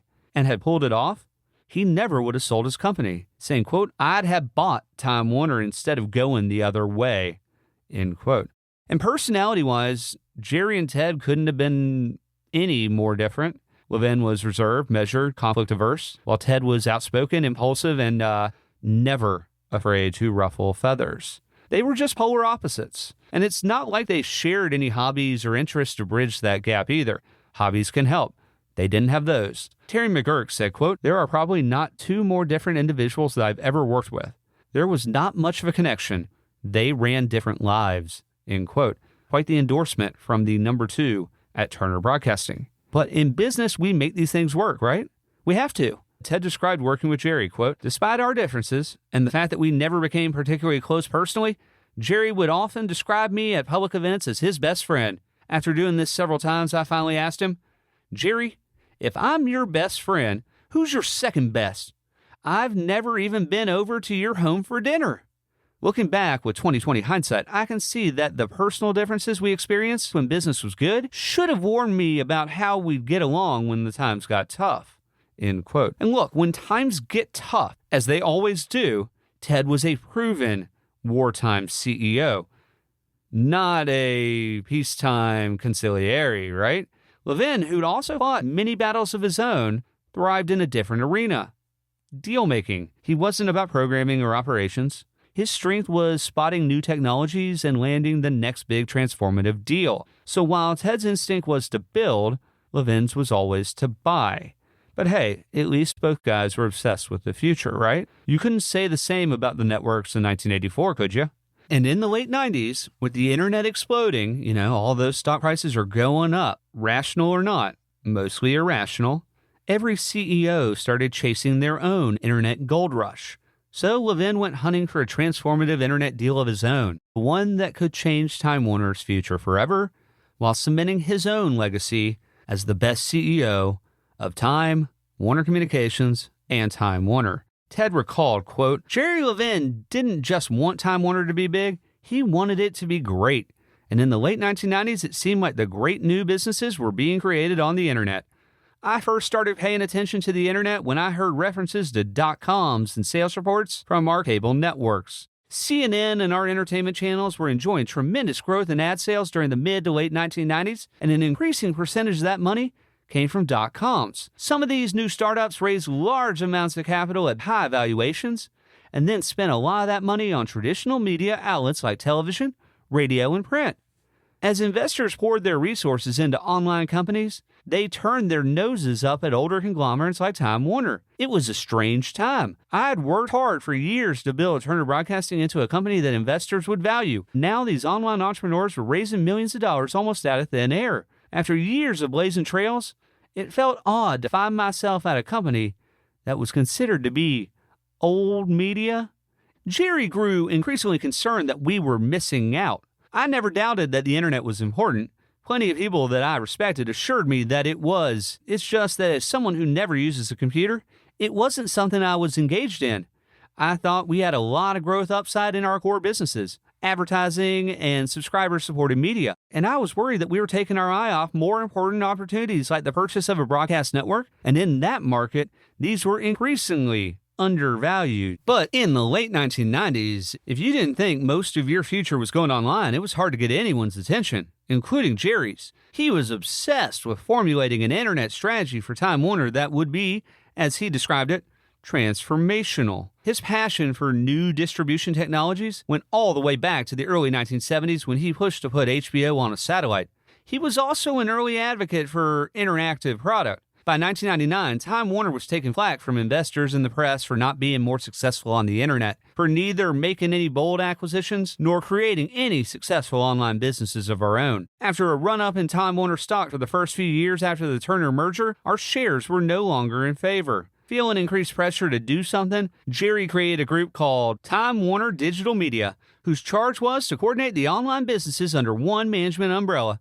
This sounded like a reasonable idea, but it caused a lot of tension across the company when existing web operations like Time Inc. magazine sites and CNN.com were essentially pulled out from underneath their company's management and told to report to a centralized structure. Rich Bressler, who'd been the CFO of Time Warner, was now named CEO of this unit and given the task of trying to pull this all together. In addition to thinking that Rich would do a good job coordinating these efforts, by putting his CFO in charge, it seemed clear that Jerry saw mergers and acquisitions as a key part of his plan, end quote. HBO's president at the time, Jeff Bewkes, told the story of a dinner for Time Warner senior executives called by Jerry Levin at the famed 21 Club, a midtown restaurant in Manhattan, to discuss their internet strategy. Quote, Ted was there, as were Bob Daly and Terry Semel from Warner Brothers, Joe Collins from Time Warner Cable, Terry McGurk from Turner, and Don Logan from Time Inc. I was there representing HBO. Jerry Levin had called the meeting and Dick Parsons was also in attendance, but the bulk of the evening was a long, fairly formal presentation from Rich Bressler, who was running Time Warner Digital Media. He went through a series of flip charts on an easel, covering everything from internal strategies he was proposing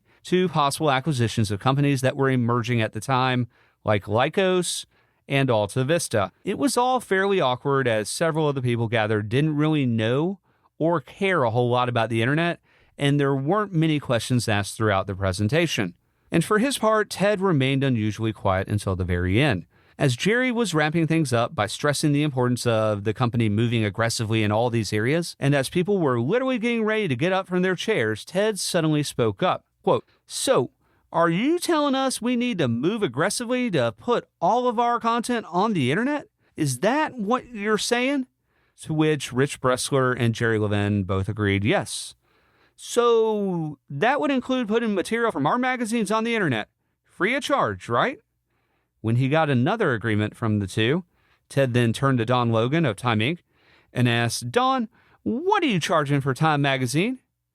Don responded, "What do you mean, the cover price?" And Ted said, "Yeah, it's like $1.50, right? And for people, it's something like $2, right? So you make millions and millions of dollars from magazine subscriptions now, but we're going to put it all online free of charge?" Ted then waited a beat and said, "So we're going to put ourselves out of business." Bukes kept going. It was hilarious and typical Ted Turner. After a 3-hour presentation on a topic he's supposed to know nothing about, he puts his finger right on the center of the problem. End quote. Still, Ted's funny and totally rational way of calling out the insanity coming from the pro-internet crowd at Time Warner that night, which included his own boss, didn't do anything to change what was going on in Levin's head. And honestly, I get it. In 1999, you could really feel the hype, the buzz, the excitement, the possibilities being fueled and reflected in those ridiculous IPO numbers. You felt like you were missing out. It was in 1999's version of FOMO, where everyone wanted in on the party, and you didn't need a product. You basically just needed a website and an idea to go public. It was crazy. Companies with literally no revenue and barely a working product were suddenly worth billions, leapfrogging over businesses with real cash flow and decades of dominance. Meanwhile, to Wall Street, the legacy giants like Time Warner, the ones with actual assets, the ones with cash flow, now look like dinosaurs circa 65 million years ago. So if you're Jerry Levin, CEO of the world's biggest media conglomerate, the thought must have been really simple, right? Get busy living or get busy dying, right? Ted described the pre-2000 scene as, quote, "driven by Wall Street's irrational exuberance around internet stocks. The general discussions around our digital strategy took us in some strange directions. Based on the high valuations of online companies, it looked like Time Warner wasn't getting nearly the value we deserve for our own properties." One of the most glaring examples was CNN.com. Unlike most online businesses, this one not only had a lot of traffic, it also generated meaningful revenue. If you valued CNN.com like an internet startup, it could have been worth as much as the rest of Turner Broadcasting. These valuations may have been irrational, but they were also impossible to ignore. And some within Time Warner suggested to capture this value, we should take CNN.com public. But when you work that through, you quickly realized it was impractical since CNN's web business relied so heavily on the news gathering and sales infrastructure of the cable network that you couldn't separate the businesses. Given that, some suggested that we should spin off the entire CNN News group. Driven entirely by the bizarre behavior of the investors during the dot-com boom, smart people at Time Warner were seriously considering taking CNN public, simply to take advantage of the potential value of CNN.com. This would have caused our company tremendous disruption, and fortunately, we never got too far along with these plans. But the fact that we even thought about it says a lot about what crazy times these dot-com boom years really were, end quote. By the fall of 1999, the world was in a full-blown internet frenzy. Nearly every investor and executive wanted a piece of the internet, either by buying the hottest dot-com stocks on the market or trying to capture a little of that Silicon Valley magic for their own company. It was the kind of mania that would have made Dutch tulip traders proud. Ted explained, quote, "With this kind of mindset swirling around the corporate world in the fall of 1999, Jerry Levin scheduled a Time Warner management meeting in China. Time to proceed immediately to the Fortune Global Forum, which was held that year in Beijing. One of Fortune's invited guests was Steve Case, the founder of AOL, America Online. And at some point during the conference, Steve met with Jerry and mentioned the idea of merging his company with ours. After his return from China, Jerry told me about this discussion, but he didn't seem overly interested in Case's idea, and I assumed this deal wasn't going anywhere. Based on the relative value of our two companies at the time, AOL would actually be in a position to acquire Time Warner. By the fourth quarter of 1999, despite the fact that our company's revenue was 5 times AOL's, their market capitalization was nearly twice that of Time Warner's. This boggled my mind.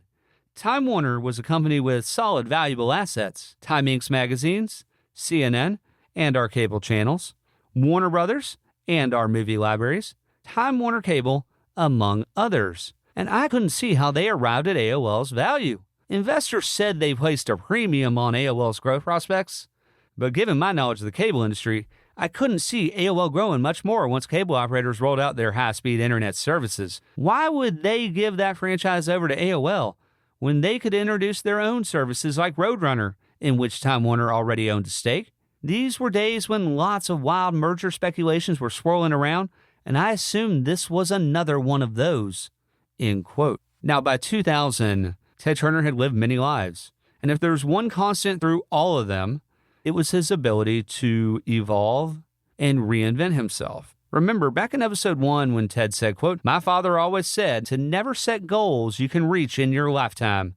After you accomplish them, there's nothing left," end quote. Well, with the dawning of a new millennium, another era was about to begin. Because on Monday, January 3rd, 2000, two things would happen that week that would change the course of Ted Turner's life forever. The first, Jane Fonda, his wife of 9 years, told Ted that their marriage was over. It had run its course. That alone is devastating. Jane Fonda is an American icon with 2 Academy Awards, an Emmy, the creator of the home workout tape market, and an incredibly strong and important activist throughout it all. And the second thing that happened that week, according to Ted, quote, "Unbeknownst to me, back in New York and Virginia, conversations had resumed between Jerry Levin and Steve Case. Apparently over the holidays, Jerry had decided that this was the deal he wanted to do. They agreed to terms on Thursday night over dinner at Case's house, and on Friday, January 7th, Jerry called to tell me that we had a deal. We were merging with AOL." In his memoir, Roone Arledge said, quote, "By the turn of the century, a quick buck mentality had permeated almost the entire American business community. It was a product, in part, of the new economy, .com way of looking at success, in which profits were somewhere beyond the horizon. Even revenues took a back seat to hits on a website, and the all-important measurement, the only one that counted in many instances, was the price of a company's shares on the stock exchanges. Not that the price of a company's shares was a new concern. Tom Murphy had said that he didn't care about awards, stars, ratings, or anything else that didn't have a positive effect on our stock price, which remained his number one interest. But in the late 1990s, big established corporations got caught up in the fever too.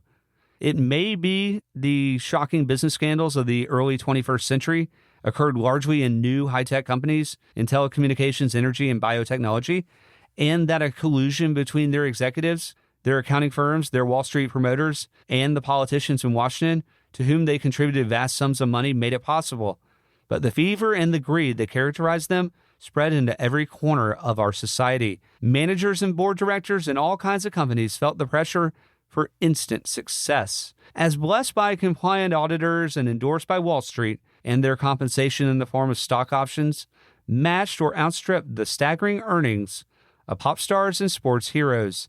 It became essential for the established companies, particularly in volatile, star-driven fields like entertainment and communications, to generate profits now, not to build for 10 years hence, or even next year. And in my judgment, every company in my field suffered from that pressure. It was not a world in which I felt particularly comfortable. It was one that exploited much and created little, where buying and selling far outstripped content, and where the older concepts I'd grown up with, of building, of loyalty, of integrity, had less room. It was a world, furthermore, where companies themselves were bought and sold like commodities. Over a 15-year period, 2 great communication independents, Time and Warner, became Time Warner, became AOL Time Warner, and Turner Broadcasting disappeared somehow into the mall. MCA Universal became part of Matsushita, became part of Seagram's, became part of Vivendi, and will become part of who knows what. CBS went from Pally to Tisch and on to Redstone, who already swallowed Paramount and Blockbuster Video. Bertelsmann, the German publishing giant, bought every American publishing company in sight and record companies too. Disney swallowed ABC whole, and so on, and so on, and so on. The era of the founders vanished into history. End quote. Now, I'd love to dive right into the mechanics of the AOL Time Warner deal, the biggest corporate merger in history at this point. A deal that was diligenced over a single weekend, with Ted and John Malone finding out about it in real time together on John Malone's ranch. But we can't just jump straight in without some context, right? Not on this show, not on Media Moguls. So before we're able to unpack the marriage from hell that was AOL and Time Warner, like Jack and Kate on Lost, we've got to go back to a few other moguls who helped set the stage for the worst deal in media history. But what's next for Media Moguls? Good question. I won't say never again, but we're not going to do 11 episodes on one individual mogul. Instead, we'll do 1 or 2 per mogul. Next up will be Steve Ross, the CEO of Warner Communications from the late 1960s until his passing in 1992. From there, we'll talk about David Geffen, Mo Austin, Ahmet Ertegun, and more.